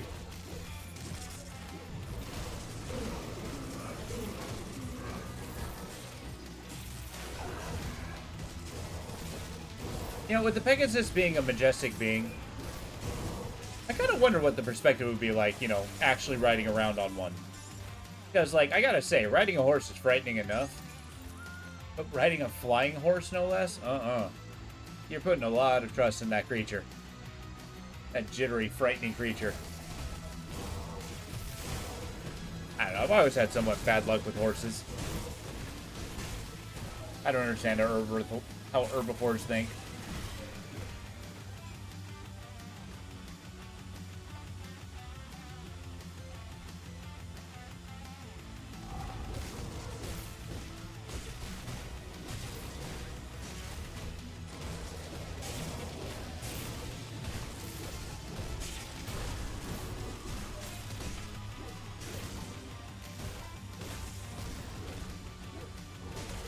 Oh, that being said, if I was able to fly around on a griffin instead of a Pegasus, top notch, I'd be all about that. I know how a carnivore would think.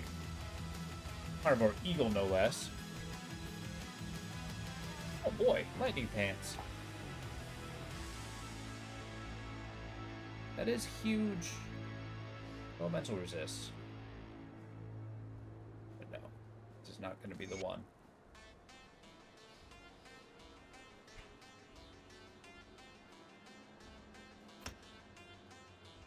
To all those who believe Ice-T has had a tough time recording Dungeons & Dragons audiobook, given the wide-ranging expletives he used to describe the experience, Rapper has now stated he actually enjoyed his stint in the story narrator.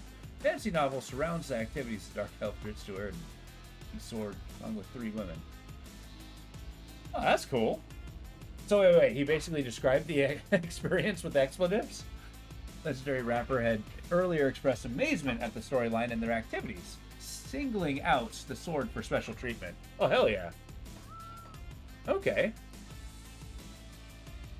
So that's actually kind of cool. It's basically, he came in with an outsider's perspective. It's like, well, I'm here for a gig, but I'm actually really enjoying this. I mean, it's a shame he wasn't, like, super into it from the get-go, but I don't know. I hope we were able to get, you know, get a convert in nerddom.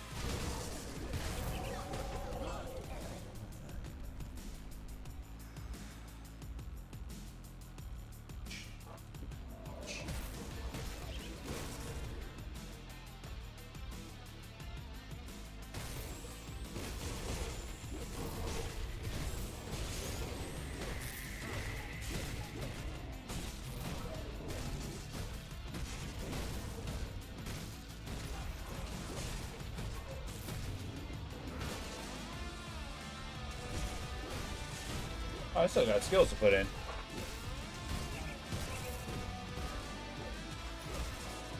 You said Mento Baranzin? How did he say it? If you don't mind typing it phonetically.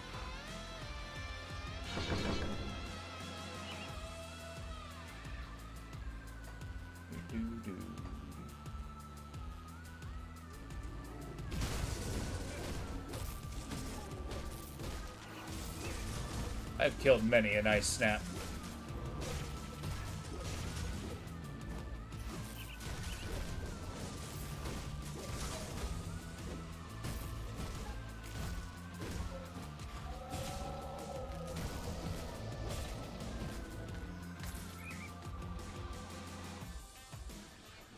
You know, I've always wanted to narrate an audiobook. Now, I've actually there's a website called LibriVox that actually does a bunch of public domain, and they take volunteers who do that. And I've heard some really good ones and really bad ones. I don't know. Part of me is like a little worried that if I tried, it's like, maybe I have a crappy job doing that sort of thing. I don't know. I might try to do an audiobook one of these days.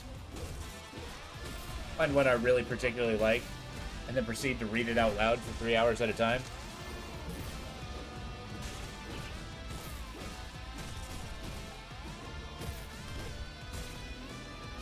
Maybe I should try short stories. That'd be a good start.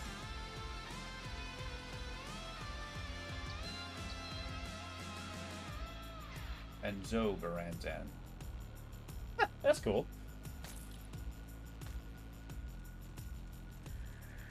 Nah, it's all good. Nuna, or Nuana, and Sylvie. The cannibals.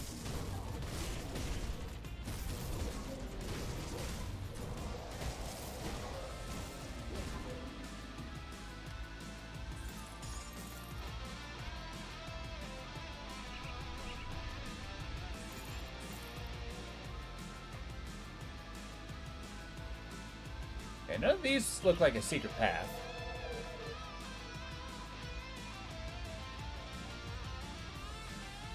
Looking for like eldritch ruins and stuff. Almost reached the end of the icy region, so somewhere in here. And just the expansion is going to have icy regions for days. At least I think it is.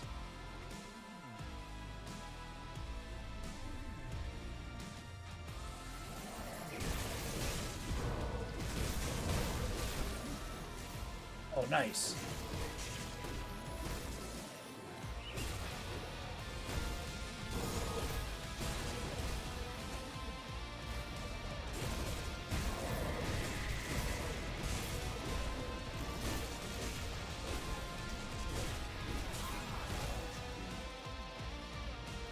Give me a second. Awesome.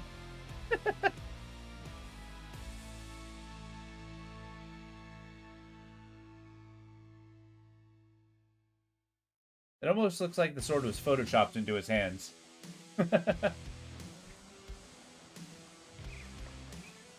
Which makes it a lot funnier. I mean, isn't that a scene from when he's like on CSI Miami or something? Or CSI New York?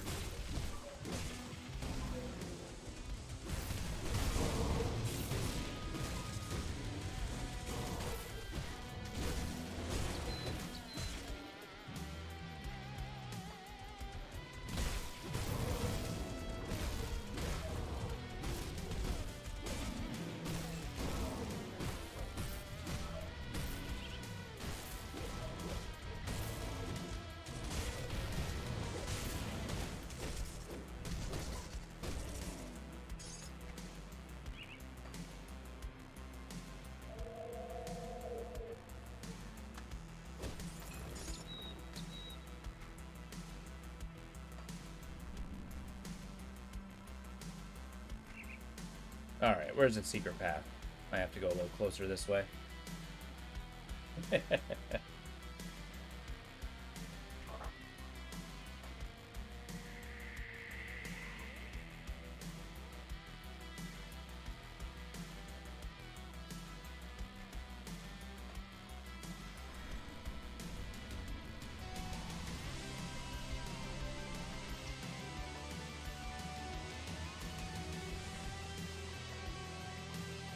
We got carts with cannons.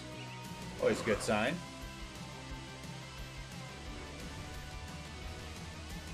There's these guys belching at me.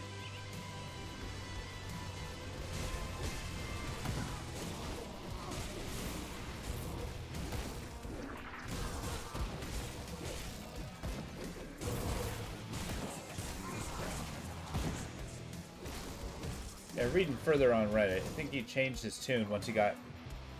Oh, really? So he got super popular and he decided, maybe that's not as cool. Aw. That's a shame. Or is it the other way around? It's like he got popular and he's like, yeah, actually it was fun. I don't know. I'm not a big fan if people tend to, like, you know, they shift their perspective based on their fame level. It almost seems like inauthentic. It's like, no, I don't want to ruin my image. Like, what image? Like, why is who you are not a part of your image?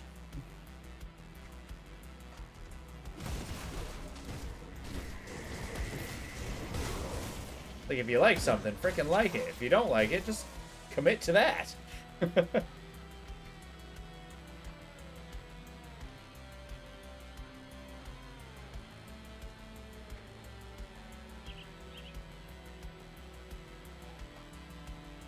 Oh, I gotcha. Oh, okay. So basically, I thought you were reading something on Reddit that mentioned he changed his tune.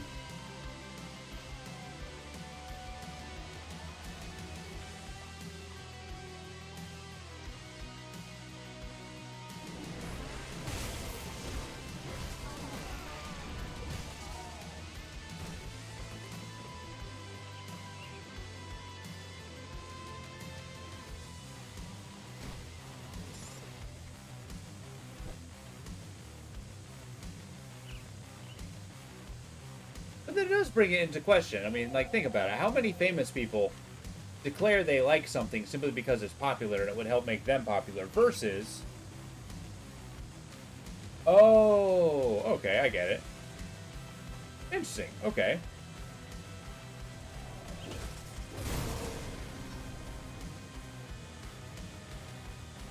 Huh. Sorry, I thought you meant his perspective changed.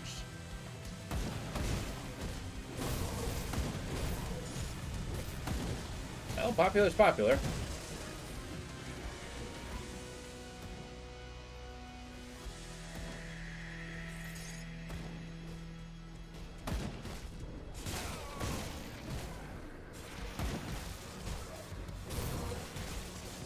We got the carts of blood.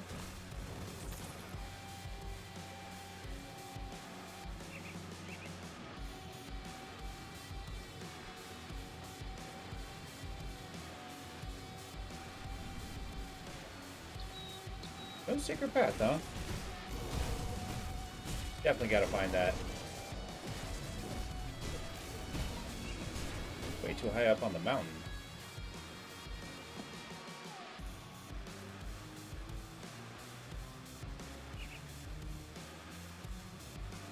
Maybe it's in the valley? Surely not.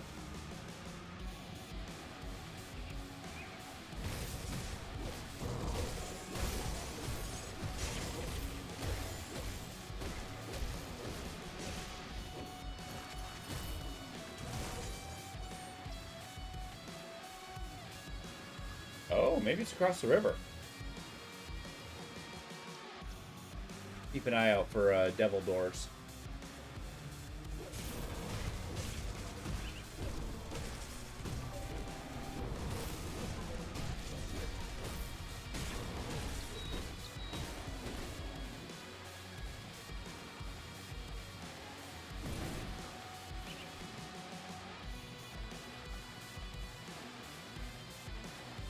No secret here.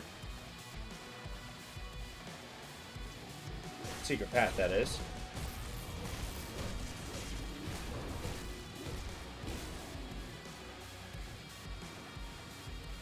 Oh, for sure. That's what you think. He has a tough guy image, and you think he was afraid of besmirching. Oh, I gotcha. Yeah.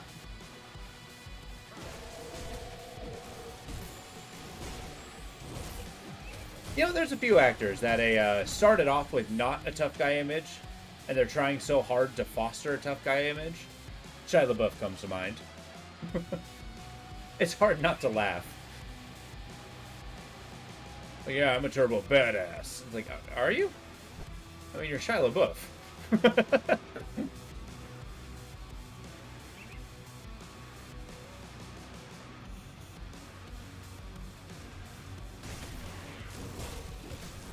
I don't know, the idea of harboring a badass image is, or a tough guy image is kind of funny. especially if it's somewhat inauthentic.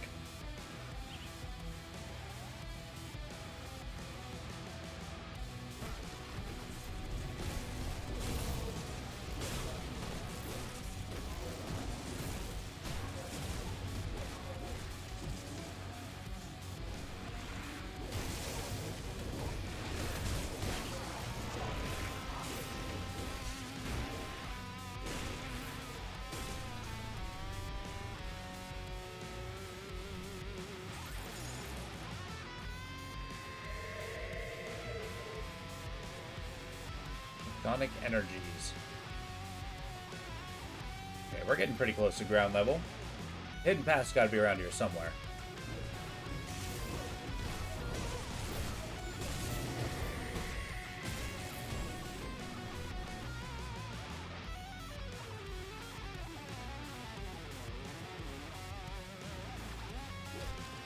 Might have to read what it says. Let's see. Skills? Journal?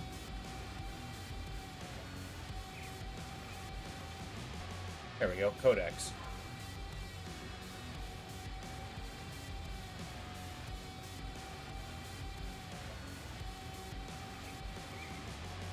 He's taken. Bring yourself closer to the 3. Now go to the frozen lands of the north, where the primitive tribes have constructed standing stones ages ago.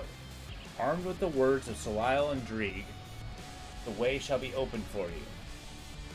Standing stones ages ago. Interesting.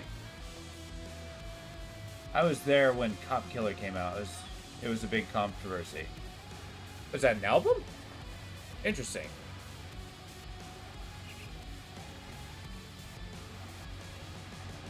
Oh, okay. Huh. Like, I guess at the time that would be a pretty big deal.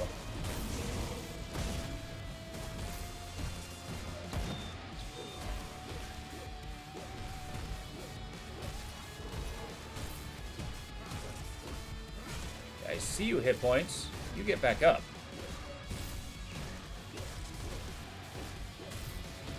I like how hard this guy's hitting me.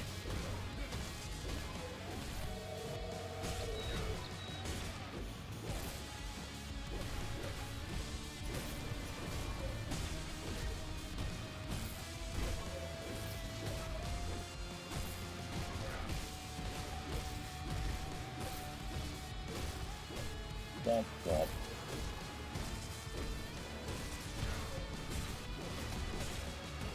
Ragartha, Rage Blood.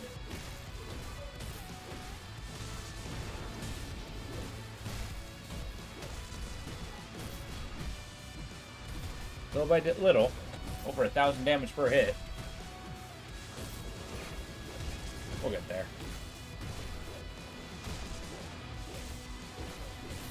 Boom.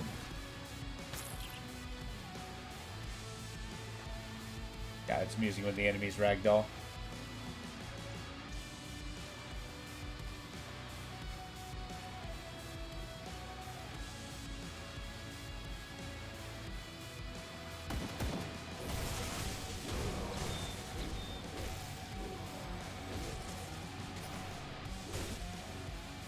Okay, are these guys the primitives? The Grobbles?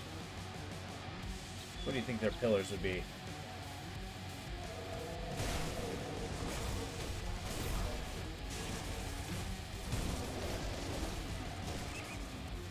Oh, nice. Okay, I'll definitely take a give that a listen. I could use a laugh.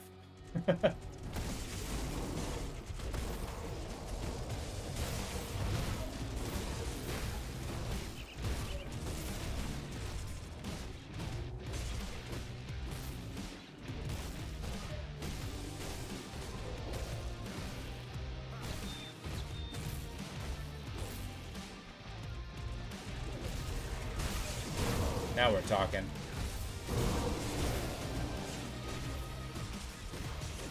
My goal for tonight is to get to the hidden path.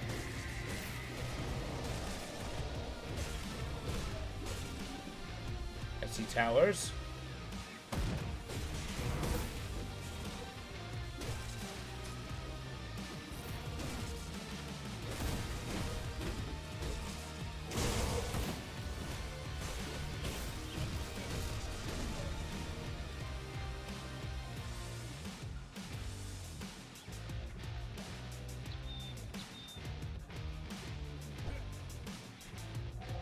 Not quite a hidden path yet.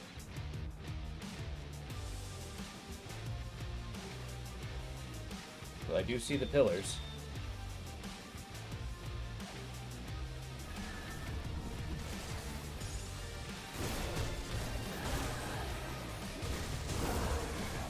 Tower of Dreams? Uh-oh.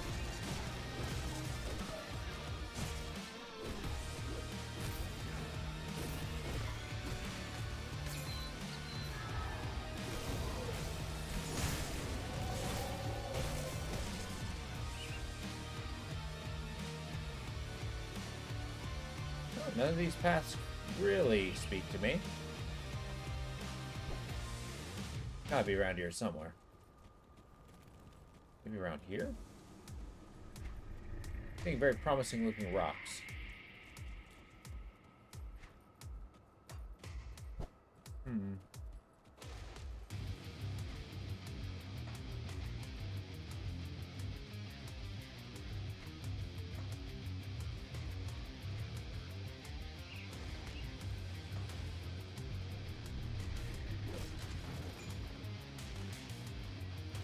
What's the codex say again? Constructed standing stones ages ago. Armed with the words of Soleil and Drieg, the way will be open before you. I mean, the way they say it, sounds like it'd be pretty hard to miss.